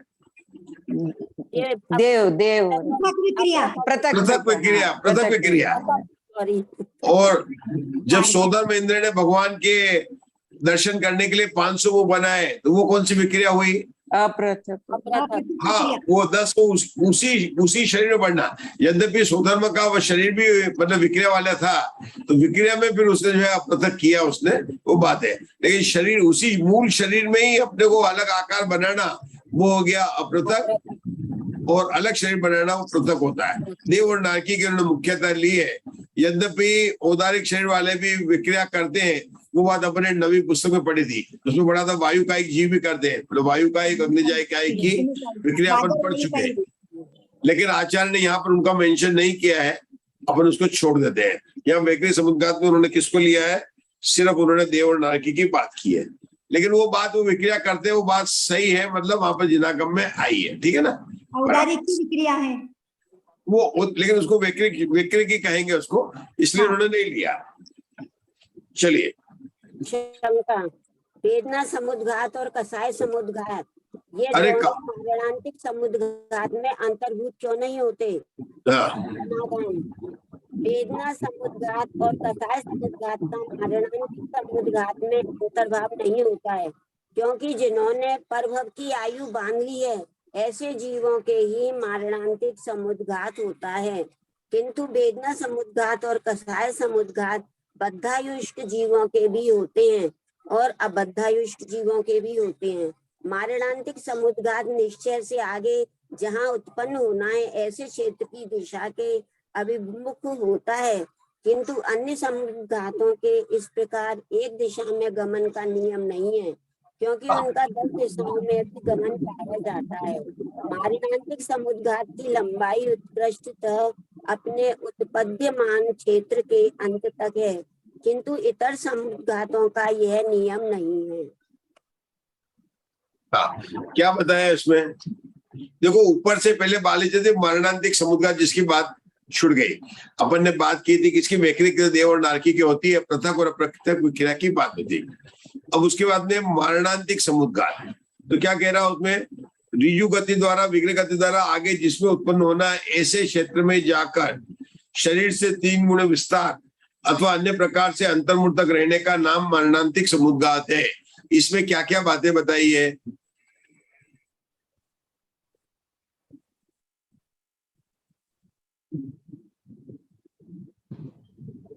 इसमें क्या क्या बात है? इसमें पहले बताया कि मरणांतिक समुद्घात का समय कितना होता है, अंतर्मुठ लगता है। आपको इस लाइन को पढ़कर बताने की कितनी बातें बताई है कि मरणांतिक अंतर्मुठ तक रहने का मरणांतिक समुद्घात है। इसका मतलब क्या हुआ अशोका जी कि मरणांतिक समुद्घात करने का काल भी कितना है, अंतर्मुठ। क्या होता है मरणांतिक समुद्घात में कि अभी उसकी आयु पूर्ण नहीं हुई है, लेकिन वहां आयु पूर्ण होने से पहले जिस स्थान पर उसको जाना है, उस स्थान तक उसके आत्मा के प्रदेश को फैलकर जाना, उसको कहते हैं मरणांतिक समुद्घात। टाइम कितना का अंतर्मुहूर्त होता है, ये बात यहाँ पर उन्होंने बताई। अब वो जाना है तो कैसे जा सकता है? वो जीव ऋजु गति से भी जा सकता है और विग्रह गति से भी जा सकता है। मतलब इसका क्या मतलब हुआ कि ऋजु गति से जाने वाले या विग्रह गति से जाने वाले दोनों मरणांतिक समुद्घात कर सकते हैं। ये भी पॉइंट आए ना, मैंने कहा कितने पॉइंट निकले, तो पॉइंट ये भी निकला कि ऋजु गति से अगले जन्म में जन्म लेने वाला, विग्रह गति जन्म लेने वाला, दोनों प्रकार के जीव मरणांतिक समुद्घात कर सकते हैं। ये बात बताइए। और क्या कहता है कि जहां पर उत्पन्न होता है वहां पर जाकर उसके आत्मा के प्रदेश को करते हैं। लेकिन ये बताइए कि जैसे किसी जीव को देव गति से जाकर समोशरण के वहां पर उत्पन्न होना है, तो मतलब उसने मरणांतिक समुद्घात किया, और उसमें क्या मरणांतिक समुद्घात में और अन्य समुद्घात में क्या विशेषता है? जैसे वेदना समुद्घात किया, कषाय समुद्घात किया, मरणांतिक समुद्घात किया, अपन कहें कि आत्मा के प्रदेश को फैलना है, तो इनमें अंतर क्या है? कि इसमें अंतर यह है कि मरणांतिक समुद्घात में उस जीव के प्रदेश जहां पर जन्म लेना है वहां तक सीधे जाएंगे। मतलब कैसे जाएंगे? तीर की तरह से। जैसे तीर तोड़ते हैं तो जहां तीर को निशाना होता है वहां अपन छोड़ते हैं। लेकिन वेदना समुद्घात और कषाय समुद्घात में आत्मा के प्रदेश दशों दिशा में फैलते हैं। कोई नियम नहीं है कहाँ पे एकदम फैल जाते हैं, मतलब इधर भी फैलेंगे इधर भी फैलेंगे। क्या बताया मैंने उषा दोषी? समुद्घात और कषाय समुद्घात में भी आत्मा के प्रदेश फैल रहे हैं, वैकृतिक समुद्घात में भी आत्मा के प्रदेश फैल रहे हैं, लेकिन वो सभी दिशाओं में फैल रहे हैं। ऐसा नहीं कि एक दिशा में फैल रहे हैं, क्योंकि शरीर पूरा बनेगा ना, चाहे कितना बनेगा वो बात अलग है। 3 गुना बनेंगे, 3 गुना सभी तरफ बन सकते हैं, लेकिन मरणांतिक समुद्घात में किधर जाता है, सीधा तीर जाता है। वैसे यहाँ पर नहीं लिखा, लेकिन वहां पर हमने तत्वार्थ में पढ़ा आरक समुद्घात। 2 समुद्घात ऐसे हैं, 7 में से 2 समुद्घात ऐसे हैं जो तीर की तरह से हैं, क्योंकि आरक समुद्घात भी जहां पर केवली बैठे हैं ना, वहां पर सीधा उसका पुतला उधर ही जाएगा। चलिए आगे इसी बात को उन्होंने बताया, उन्होंने तो ये बात बताई। अब उन्होंने बताया कि वेदना समुद्घात कषाय समुद्घात को मरणांतिक समुद्घात में क्यों नहीं करते हैं, क्यों? उन्होंने क्या उसका उत्तर क्या दिया? दोनों को अलग अलग नाम क्यों दिया? कि एक बात है कि मरणांतिक समुद्घात वही करता है, क्या शपथ श्रेणी चढ़ने वाला क्या कर सकता है, क्या नहीं कर सकता है? जिसकी आयु नहीं, देखो शपथ श्रेणी की बात नहीं है यहाँ पर, दे है कि मरणांतिक समुद्घात वही करेगा जिसकी के आयु बंधी हुई है, जबकि कषाय समुद्घात वेदना समुद्घात जिसकी आयु बंधी है, जिसकी आयु नहीं बंधी है, अर्थात जो बद्धायुष्य है, जो अबद्धायुष्य है, दोनों प्रकार के जीव कर सकते हैं, इसलिए उनका दोनों का अंतर्भाव नहीं होता है। प्रश्न पूछा था शंकाकार ने, आचार्य ने उसका उत्तर दिया। ठीक है, चलिए उषा जी पढ़िए आगे का। तेजस अब तेजस के बारे में पढ़ना है। 27 पेज का नीचे का पैराग्राफ है। अभी तो ये भी बाकी था, हाँ ये समाधान बाकी है ना? नहीं, 27 के नीचे का ये पढ़ लिया, समाधान हो गया। अच्छा, एक प्रश्न है जी मेरा, ये जो बताया मारणांतिक समुद्घात में शरीर से तिगने विस्तार वाला होगा वो, तो कहाँ तक जा सकता है? जहां पर उसे जन्म लेना है। शरीर से और आत्म प्रदेश तो वहीं तक रहेंगे वो शरीर के अंदर ही। नहीं, उतना फेल कर वहां पर पूरे जाएंगे, फेल कर मतलब वो अगर फेल कर जाए, जिस जाना है ना वहां पर, तो कितना 3 गुना होकर फिर सारे के सारे आत्मा के प्रदेश जन्म लेना वहां पर जाएंगे एकदम। मूल शरीर को छोड़े बिना जाते हैं ना आत्म प्रदेश? मूल शरीर के छोड़े बिना, को छोड़े बिना। हाँ, इसमें सिर्फ आत्मा के प्रदेश ही निकल रहे हैं। बिल्कुल, मूल शरीर नहीं, मूल शरीर तो वही है। अगर वो अस्पताल में बैठा हुआ तो बैठा हुआ, लेटा है तो लेटा हुआ, जैसा है उसी स्थान पर ही है। तो आत्म प्रदेश भी रहेंगे ना वहां पर? है? उस शरीर में भी रहेंगे आत्म प्रदेश और आगे तक भी रहेंगे ना। प्रदेश फैले है ना, बस उसमें रहेंगे, प्रदेश में ही मूल शरीर में रहेंगे, पूरा रहेगा। तो फैल गए ना, वहां से वहां तक फैल गए। हाँ जी, वहां से वहां तक फैल गए। आगे बढ़े। तेजस शरीर। हाँ जी, तेजस शरीर के विसर्पण का नाम तेजस्क शरीर समुद्घात है। वह 2 प्रकार का होता है, निस्सरणात्मक और अनिस्सरणात्मक। उनमें जो निस्सरणात्मक तेजस शरीर विसर्पण है वह भी 2 प्रकार का है, प्रशस्त तेजस और अप्रशस्त तेजस। उनमें अप्रशस्त निस्सरणात्मक तेजस शरीर समुद्घात 12 योजन लंबा और 9 योजन विस्तार वाला, सूची अंगुल के संख्यात भाग मोटाई वाला, जपा कुसुम के सदृश लाल वर्ण वाला, भूमि और पर्वत आदि के जलाने में समर्थ, प्रतिपक्ष रहित, रोष रूप ईंधन वाला, बाएं कंधे से उत्पन्न होने वाला और इच्छित क्षेत्र पर मान विसर्पण करने वाला होता है। तथा जो प्रशस्त निस्सरणात्मक तेजस शरीर समुद्घात है वह भी विस्तार आदि में तो अप्रशस्त तेजस के ही समान है, किंतु इतनी विशेषता है कि वह हंस के समान धवल वर्ण वाला है, दाहिने कंधे से उत्पन्न होता है और प्राणियों की अनुकंपा के निमित्त से उत्पन्न होता है और मारी रोग आदि के प्रशमन करने में समर्थ होता है। इनमें से जो है निस्सरणात्मक तेजस शरीर समुद्घात है उसका यहाँ पर अधिकार नहीं है। कोरोना काल की बीमारी को दूर कौन कर सकता था? रिद्धिधारी मुनिराज।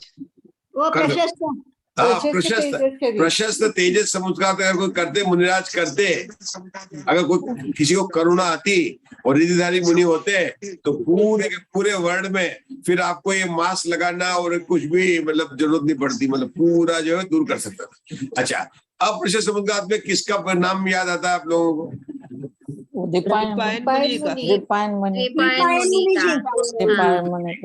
क्यों उन्होंने जो है पूरी जो है द्वारिका जला दी। किसकी बात चल रही? तेजस समुद्घात की बात चल रही। तेजस समुद्घात को उन्होंने पहले 2 भेद किए। क्यों किए? कि एक तो रिद्धिधारी वाले मुनि का है और एक हम लोगों का भी तेजस है ना, हमारा भी तेजस शरीर है, तो वो तेजस की बात नहीं कर रहे हैं, तो 2 भेद कर दिए। एक बोला निस्सरणात्मक, जो कि अपने वालों की बात कर रहे हैं। दूसरा है निस्सरणात्मक, जो रिद्धिधारी मुनियों के होता है। देखो, होता रिद्धिधारी मुनियों के, चाहे प्रशस्त हो चाहे अप्रशस्त हो, लेकिन अप्रशस्त में क्या हो रहा है कि वो मुनि जिस समय उनको क्रोध आया उस समय उनका अभी भी गुणस्थान छठा ही है, उनका गुणस्थान बाद में गिरता है जब निकला और फिर उसके अंदर आया, क्योंकि टाइम इतना ही लेता है, अंतर्मुख का टाइम ही है, गया निकला। तो 2 प्रकार के हो गए। जो अप्रशस्त होता है वो कौन से रंग का होता है? लाल रंग का। लाल रंग का। जो प्रशस्त होता कौन सा होता है? धवल वर्ण का। धवल रंग का। जो अप्रशस्त होता है बिलाव के आकार का होता है। जो प्रशस्त होता है वो हंस के आकार का होता है। हंस के समान। जो अप्रशस्त होता है बाएं हाथ से करा, बाएं हाथ से निकलता है, ये दाएं से निकलता है। और इसका डायमेंशन भी दे दिया उन्होंने कि कितना बड़ा होता है। 9 और 12 योजन लिखा है उन्होंने। 9 योजन विस्तार वाला, 12 योजन लंबा और सुचुंगल के संख्या विभाग, चाहे प्रशस्त और अप्रशस्त हो। कोई बात याद नहीं रहे लेकिन कितनी बातें बताई यहाँ पर ये बताया कि ये तेजस समुद्घात जो मुनियों के होता है 2 प्रकार का होता है, प्रशस्त और प्रशस्त। ये याद रह सकता है। इनकी डायमेंशन दोनों की एक है, याद रहे तो ठीक है, नहीं लेकिन दोनों की जो साइज जो होती है वो बराबर होते हैं, लेकिन आकार अलग अलग होता है। ये याद रह सकता है। एक हंस के आकार का है, एक बिलाव के आकार का। रंग अलग अलग है, लाल सिंदूरी रंग का होता है, प्रशस्त होता है, ये सफेद वर्ण का होता है। प्रशस्त किसके लिए निकलता है?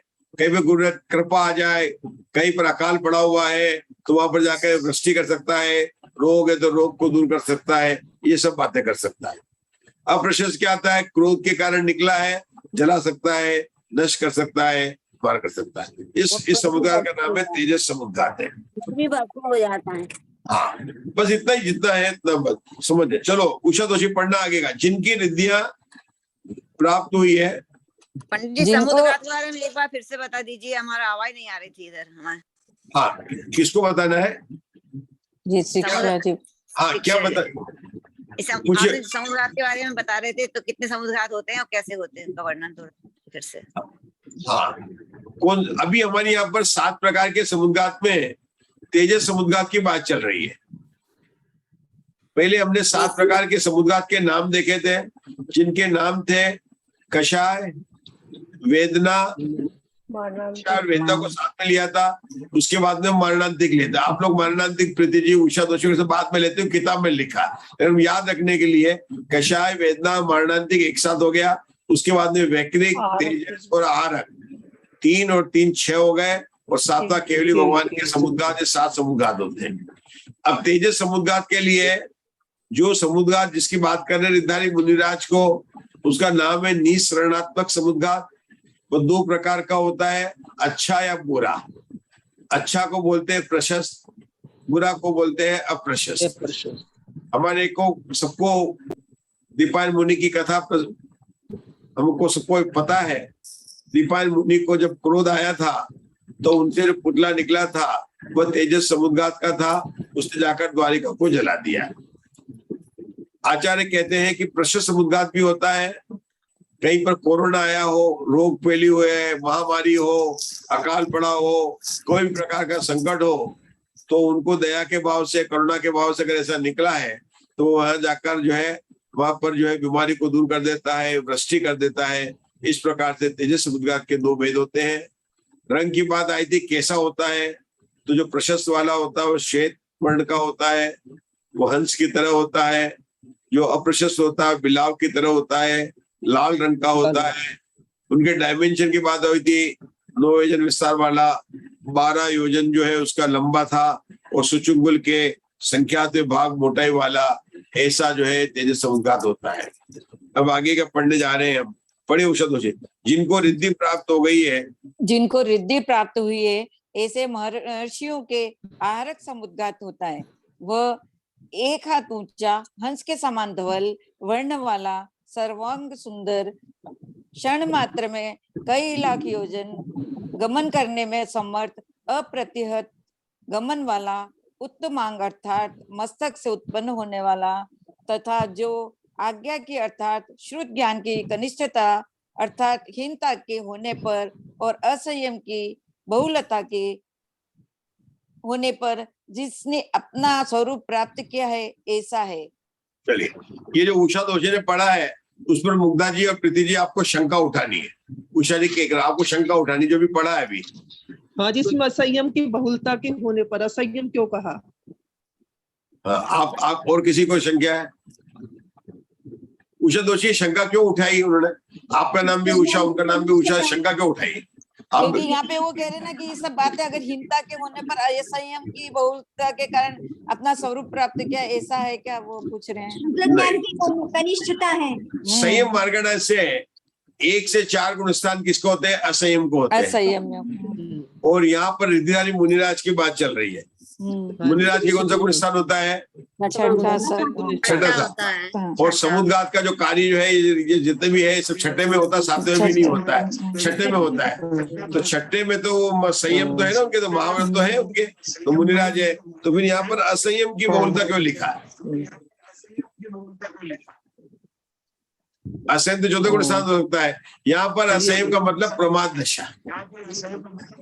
असंयम का मतलब छठे गुण स्थान में प्रमाद है, ऊपर प्रमाद नहीं है, तो यहाँ पर असंयम का अर्थ वो असंयम नहीं है जो अपन वो ले रहे हैं। यहाँ पर अस्तीन कषाय चौकड़ी का तो है, लेकिन प्रमाद बहुत बढ़ गया। कितना हो गया प्रमाद। ये प्रश्न उठने चाहिए, आपने प्रश्न सही उठाया उषा जी ने, क्योंकि क्योंकि असंयम हो नहीं सकता है, क्योंकि छठे गुण स्थान के बिना रिद्धियां मुनिराज को प्रकट होती है और आरक शरीर केवल मुनिराज को ही बनता है और उनको असंयम नहीं है, इसलिए यहाँ पर असंयम का अर्थ आपको प्रमाद ही लेना पड़ेगा। मुग्धा जी का प्रश्न है कि यह श्रुत ज्ञान की कनिष्ठता जो बताई, तो उनको तभी शंका आएगी ना, तो शंका समाधान के लिए आगे जाएंगे तो शंका आएगी तभी जाएंगे, तभी वो समुद्घात करेंगे, इसलिए यहाँ श्रुत ज्ञान की कनिष्ठता आई है, ऐसा मेरे को लगता है। अब पंडित जी साहब बताएंगे।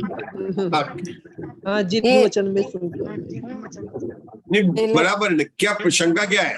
उनको शुद्ध ज्ञान की कनिष्ठता हीनता के होने के बाद, मतलब उनको पूछने का प्रश्न क्या हो रहा है कि उनको कोई चीज समझ में नहीं आ रही है, या देव दर्शन के भाव, दो ही चीज बताई गई है। आर्य समुदाय के लिए दो ही पॉइंट है, या तो उनके अकत्रिन चैत्यालय की वंदना करना है, लेकिन वो नंदीश्वर द्वीप की भावना करेंगे तो नहीं जा सकता है, वो 2.5 द्वीप के अंदर ही जा सकता है, मतलब पंचमेरु की कर सकता है, वो 2.5 द्वीप के अंदर जो है उनकी कर सकता है, लेकिन 2.5 द्वीप के बाहर मतलब कितने करेगा वो? 2.5 द्वीप के अंदर कितने अकत्रिन चैत्यालय है? 398, क्यों? बाहर नंदीश्वर के 50, 52 और 4 11वें द्वीप के और 4 13वें द्वीप के, तो 60 हो गए। 458 में से 60 निकले, तो 398 अकत्रिन चैत्यालयों की वंदना करने का अगर उसको भाव आए तो उसका पतला जा सकता है, ये बात समझनी चाहिए। चलिए आगे का पढ़िए, उसे तो जो पढ़िए आगे। दंड कपाट पंडित जी, हाँ, दीक्षा देने के टाइम जो दिग्व्रत दिया होगा, शायद उसके बाहर जाते, इसके लिए असंयम कह सकते हैं। किसके लिए? नहीं, वो शरीर नहीं, उसके लिए असंयम नहीं कहा उन्होंने, क्योंकि वो असंयम नहीं है। हाँ, क्यों वो हाँ बिल्कुल नहीं। चलिए दंड कपाट पढ़िए। दंड कपाट प्रतर और लोक पुराण के भेद से केवली समुद्घात 4 प्रकार का है। उनमें जिसकी अपनी विष्कंभ से कुछ अधिक तिगनी परिधि है, ऐसे पूर्व शरीर के बाह्य रूप अथवा पूर्व शरीर से तिगने बाह्य रूप दंडाकार से केवली के जीव प्रदेशों का कुछ कम 14 राजू फैलने का नाम दंड समुद्घात है। दंड समुद्घात में बताए गए बाह्य और आयाम के द्वारा वात्वलयों से रहित संपूर्ण क्षेत्र के व्याप्त करने का नाम कपाट समुद्घात है। केवली भगवान के जीव प्रदेशों का वात्वलय से रुके हुए लोक क्षेत्र को छोड़कर संपूर्ण लोक में व्याप्त होने का नाम प्रतर समुद्घात है। घनलोक प्रमाण केवली भगवान के जीव प्रदेशों का सर्वलोक के व्याप्त करने की करने को केवली समुद्घात करते हैं, कहा भी है। रुकेंगे जरा, 1 मिनट रुकेंगे। ये जो अपन ने परसों जो बात की थी शनिवार को, प्रतर समुद्घात और लोकपुर समुद्घात में कितना अंतर है? किसी को याद है? अपन ने शनिवार की बात, यहाँ पर लोकपुर समुद्घात में केवली भगवान के प्रदेश पूरी लोकाकाश में फैल गए, प्रतर समुद्घात में वात्वलय में नहीं फैले थे। तो कितना अंतर था? कितना अंतर था?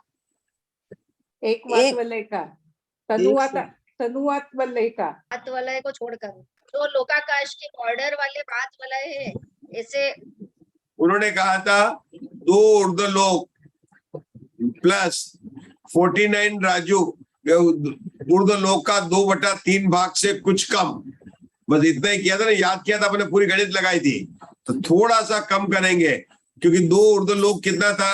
ऊर्ध्वलोक का कितना 147 था, 147 में 2 का गुणा किया था। अशोका जी निकाल लो आप, पेज नंबर बताओ मैं आपको, ये याद आना चाहिए। अभी एक ही संडे ही तो गया है। 39 राज से कुछ कम प्रतर, कुछ प्रतर समुद्घात के number 21 147 word 47 plus 49 page number 19 पर था, 19 पे, पेज नंबर 19 पर था। हाँ पढ़ो या अशोका जी पढ़ो। दूसरी बात यह है कि जरा याद कर लेते हैं, फिर से रिवाइज कर लेते हैं। हाँ अशोका जी, पेज नंबर 19 जी। दूसरी बात यह है, प्रतर समुद्घात केवली कितने क्षेत्र में रहते हैं? लोक के असंख्यातवें भाग से न्यून सर्वलोक में रहते हैं।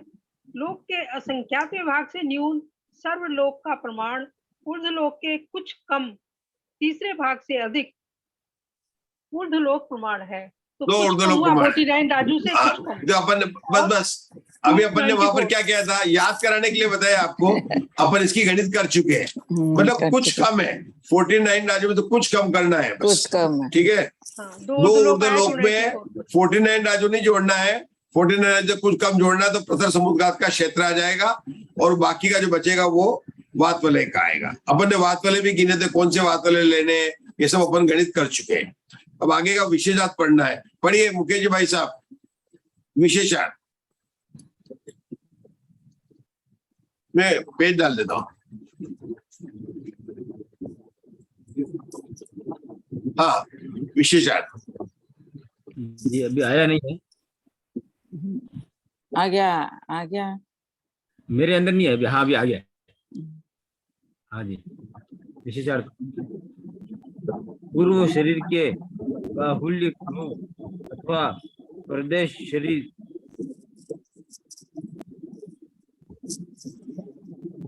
देखो क्या लिखा है यहाँ पर, पूर्व शरीर के बाह्य रूप अथवा पूर्ण शरीर से तिगुने बाह्य रूप दंडाकार से। अब मुनिराज या तो पद्मासन में या खड्गासन में। अगर वो पद्मासन में तो वैसा का पूर्ण शरीर का बाह्य रूप रहेगा, खड्गासन में है तो 3 गुना उसका फैलेगा और फिर दंडाकार ऊपर नीचे हो जाएंगे। ये इसका अभिप्राय, मतलब पूर्व शरीर के बाह्य रूप अथवा पूर्ण शरीर के तिगुने बाह्य रूप दंडाकार से। ये अपन पढ़ चुके हैं आगे से, जो भी पढ़ा था ना, उषा दोषी ने पढ़ा था, तो उसने बताया था कि अगर खड्गासन लिखो, यहाँ लिखा है। ऐसा कहने का अभिप्राय यह है कि जब खड्गासन से विराजमान केवली भगवान समुद्घात करते हैं, उस अवस्था में पूर्व शरीर के बाह्य से कुछ अधिक तिगुनी परिधि वाले, मतलब खड्गासन में है तो, खड्गासन में विराजमान है तो क्या होता है, समुद्घात में पूर्व शरीर से बाह्य कुछ अधिक 3 गुनी परिधि दंडाकार आत्मप्रदेश होते हैं। लेकिन अगर पद्मासन से है तो क्या है, पद्मासन से केवली भगवान समुद्घात करते हैं, तब पूर्व शरीर से तिगुने बाह्य को खुद तिगुनी परिधि बनाकर दंडाकार आत्मप्रदेश निकलते हैं। इसलिए धवलाकार ने ये पूर्व शरीर बाल लैंड तति गुण बाल लैंड व ऐसा विशेषण दिया है। अब ऊपर गाथा है जो हमारे अशोका जी पढ़ेंगे या कसूर जी पढ़ेंगे। कसूर जी ना भी, कसूर जी पढ़िए। पूर्व शरीर तो वही शरीर है ना, पढ़िए गाथा नंबर 11। वेदन कसाय वेउन्वियो यमरणान्त्यो समुद्घातो तेजाहारो षट्ठो सप्तमो केवलीयन्तु वेहुव्यवो वेदन कसाय वेहुव्यवो यमर्णन्तियो समुद्घातो तेजाहारो छठो सप्तमो केवलीयन्तु। अर्थ करिए कसूर जी।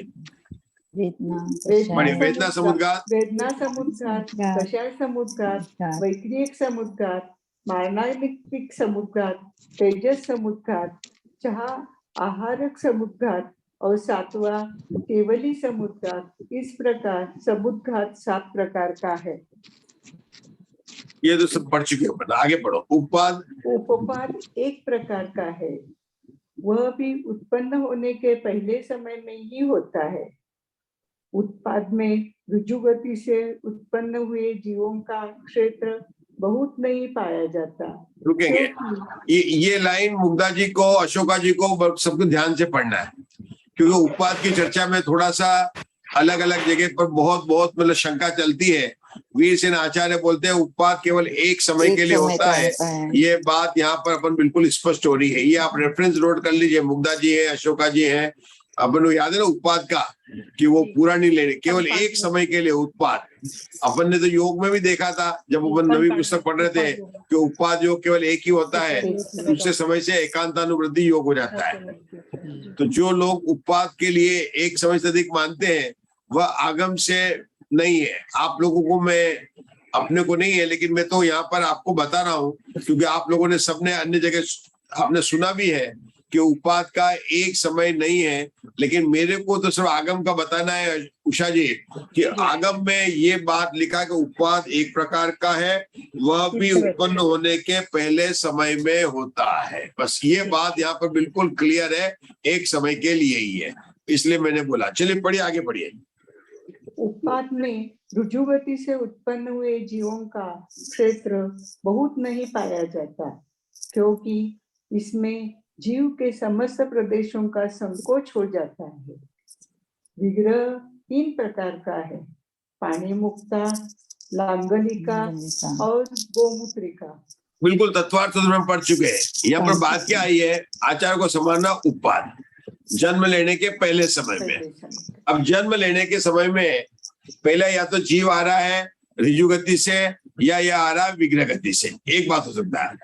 दूसरा क्या है कि जन्म लेने आ रहा है वो मारणांतिक समुद्घात करके आ रहा है कि बिना मारणांतिक समुद्घात करके आ रहा है। तो यहाँ पर उपवास समुद्घात में बात क्या फर्क पड़ेगी कि जो मारणांतिक समुद्घात करके विग्रह गति से जन्म ले रहा है उस समय जो है उसका क्षेत्र बढ़ जाता है। फिर बताता हूं मैं आपको, देखिए एक भाव से दूसरे भाव में जब जीव जन्म लेता है, जो अपने तत्वार्थ पढ़ा ना, पढ़ा तो वहां पर, तो वो कैसे आ सकता है, तो ऋजु गति से आता है, विग्रह गति से जाता है। विग्रह गति में अधिक से अधिक कितने मोड़ होते हैं, 3 मोड़ होते हैं, 1 मोड़, 2 मोड़, 3 मोड़। 3 मोड़ वाले को 4 समय, 2 मोड़ वाले को 3 समय, 1 मोड़ वाले को 2 समय, और ऋजु गति वाले तो 1 समय में पहुंच जाता है। अब ये क्या बताया आचार्य ने, जो ऋजु गति जाता है उसमें तो कोई बात ही नहीं है, चाहे वो कुछ भी कोई सीधा चलाता है। लेकिन जो बाकी विग्रह गति वाले हैं और वो मारणांतिक समुद्घात करके आए हैं, तो उषा जी ये बात बहुत सूक्ष्म है और यहीं पर स्पष्ट होती है। आगम से बता रहा हूं मैं, आगे एक एक शब्द जो लिखा आगे आया वही बताने वाला हूं। वो क्या कहता है कि जो 3 दंड होते हैं, दंड अपन बोले दंड हुए तो 1 मोड़, 2 मोड़, 3 मोड़, 4 मोड़, 3 मोड़ होते हैं, लेकिन दंड 4 होते हैं। फिर देखना मोड़ कितने हुए, 3 हुए। आप अपने घर से लिखो 3 मोड़ लिखोगे तो 4 बड़े 1 गए, फिर मोड़ आते, इसको तो गिनना पड़ेगा ना, फिर 1, 2, 3 और 4 हो जाएंगे।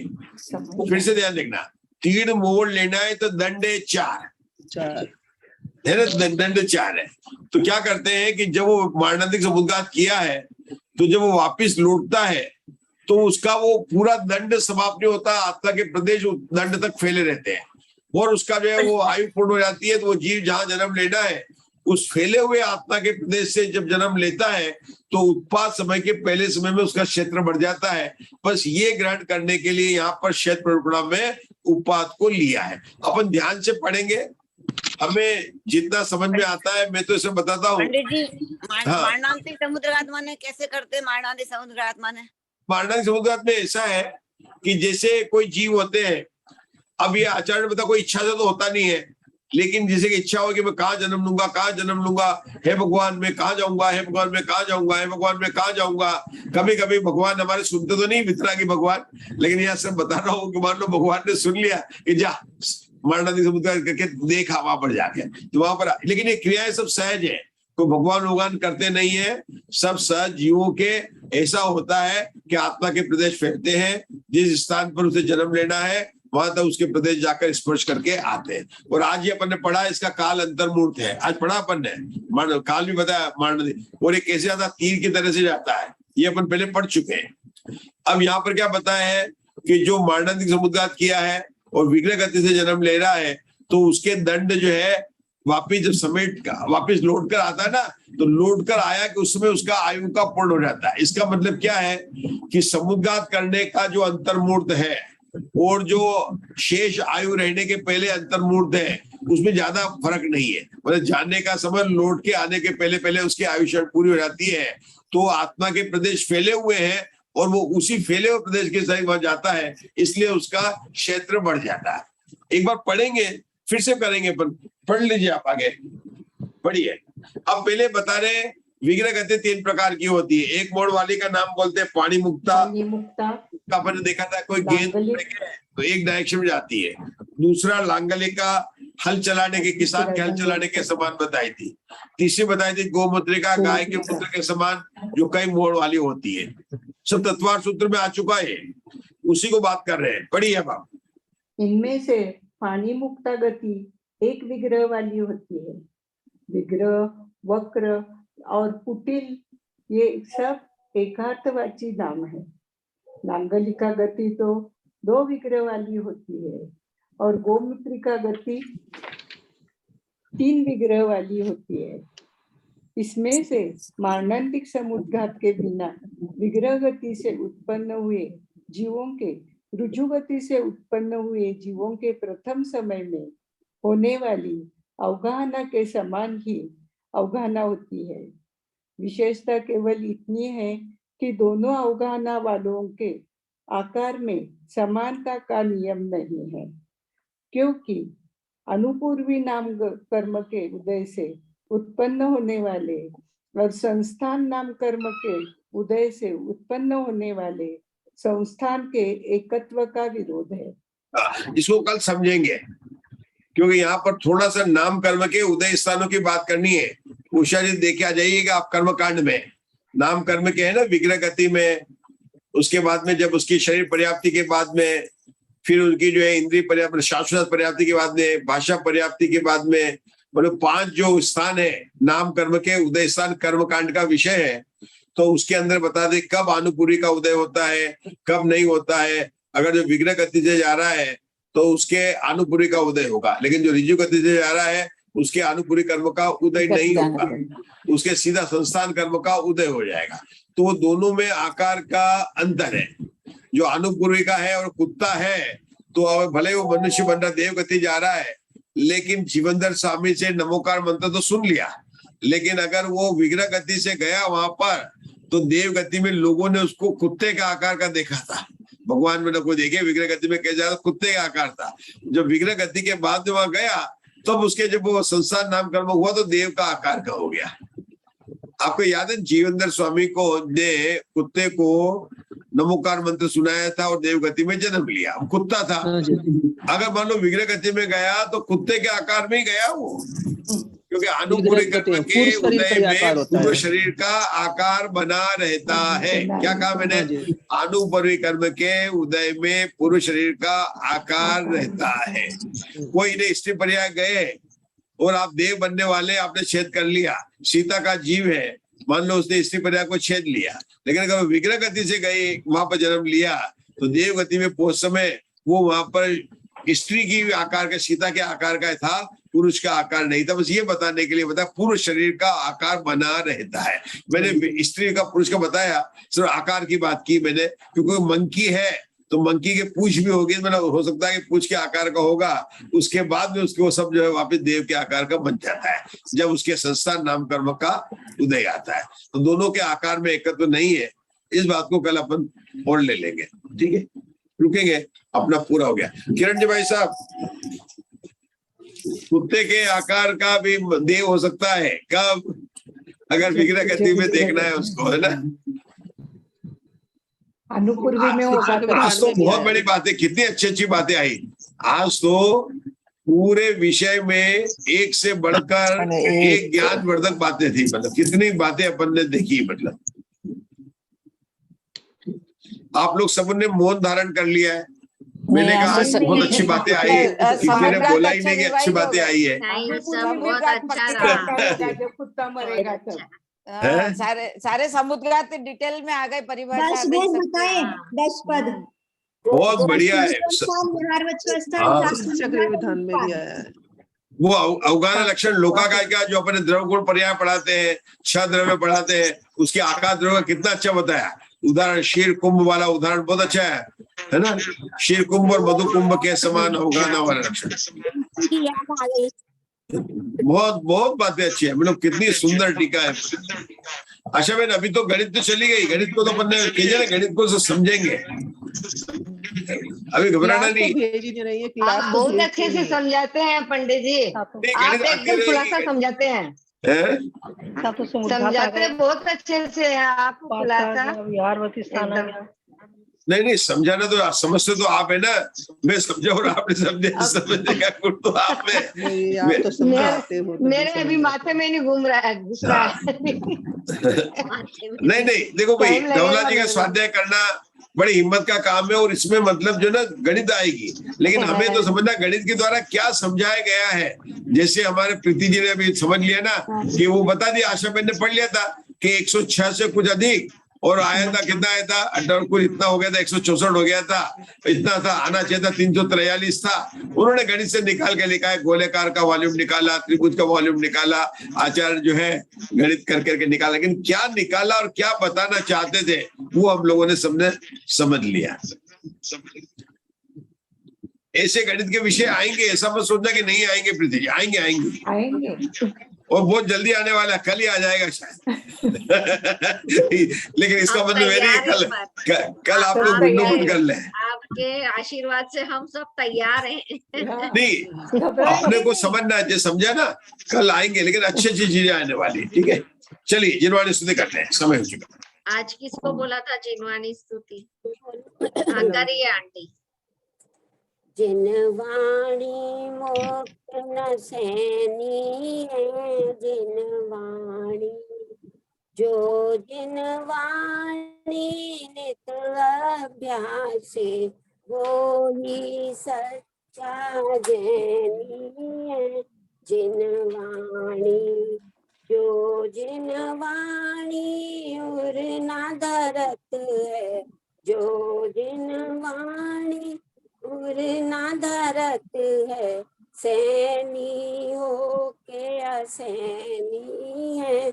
जिनवाणी पढ़ो सुनो ध्यावो, जिनवाणी पढ़ो सुनो ध्यावो, जिनवाणी जो सुख शांति लेनी है। जिनवाणी जिनवाणी मोक्ष न सैनी है। जिनवाणी जावाणी के ज्ञान से सूझलो कालो, सोवाणी मस्तक नमो सदा देख। नमो काल नमो हरिहंताणम, नमो सिद्धाणम, नमो हरियाणम, नमो वज्रायाणम, नमो लोहे सर्वसांगम, नमो हरिहंताणम, नमो सिद्धाणम, नमो हरियाणम, नमो वज्रायाणम, नमो लोहे सर्वसांगम, नमो हरिहंताणम, नमो सिद्धाणम, नमो हरियाणम, नमो वज्रायाणम, नमो लोहे सर्वसांगम, नमो हरिहंताणम, नमो सिद्धाणम, नमो हरियाणम, नमो वज्रायाणम, नमो लोहे सर्वसांगम, नमो हरिहंताणम, नमो सिद्धाणम, नमो हरियाणम, नमो वज्रायाणम, नमो लोहे सर्वसांगम, नमो हरिहंताणम, नमो सिद्धाणम, नमो हरियाणम, नमो वज्रायाणम, नमो लोहे सर्वसांगम, नमो हरिहंताणम, नमो सिद्धाणम, नमो हरियाणम, नमो वज्रायाणम, नमो लोहे सर्वसांगम, नमो हरिहंताणम, नमो सिद्धाणम, नमो हरियाणम, नमो वज्रायाणम, नमो लोहे सर्वसांगम, नमो हरिहंताणम, नमो सिद्धारणं नमो मायवीयानं नमो वज्रायानं नमो लोहे सप्रसादं। जय षट्खंडागम शास्त्री की जय, प्रथम क्षत्रियान की जय। ये क्लास का लिंक नहीं आता, इसका कोई इंतजाम करो, कोई भी और करो, या फिर पैसा कितना भी लगता हो, ये आना चाहिए। सबके प्रवचन लगातार आते रहते हैं और ये हमारी क्लास का लिंक नहीं आता रोज। और कोई जिम्मेदार हो वो करो, पैसा लेके भी हम करवा सकते हैं। नीरज जी भाई साहब सुन रहे हैं? हाँ, नहीं तो इसमें और कोई एक लड़का रखो भाई जो कर सकता है पूरा, या कोई बहन करती हो तो वो करे। आती नहीं, 3 दिन से क्लास नहीं आ रही, फिर एक दिन नेट नहीं चलता, कभी कहीं जाना हो तो मारते रह जाती है बीच में क्लास।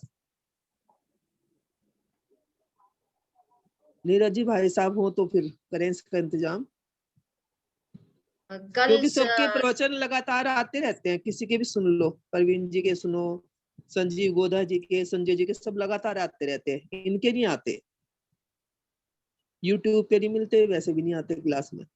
नहीं आए 3-4 दिन से नहीं आते, फिर हमारी क्लास नहीं में आते। जाते हैं बीच में, फिर समझ में नहीं आता वो। एक बार हाँ, अपने आप तो करना एक YouTube में बार तो है ही सुनो नहीं तो इनका। ज्यादा समझ में आता है। हाँ जी, दूसरे करना ही नहीं, पड़ता है, करना नहीं और होता। एक बार सुनो तो ज्यादा समझ में आता है।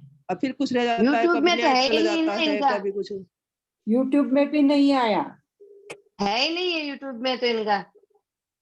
कभी कभी आ जाते हैं यूट्यूब पे भी। इसका देखा नहीं है इंतजाम अभी करो, तक। भाई साहब से बोलो सब। अब कुछ पैसा लगेगा, सब देंगे, क्या बात है, हम लाभ ले रहे हैं तो। और क्या? हाँ देंगे पैसा, पैसा दे देंगे, इसमें क्या है। और क्या, हम सब पैसा देंगे, लाभ लेंगे तो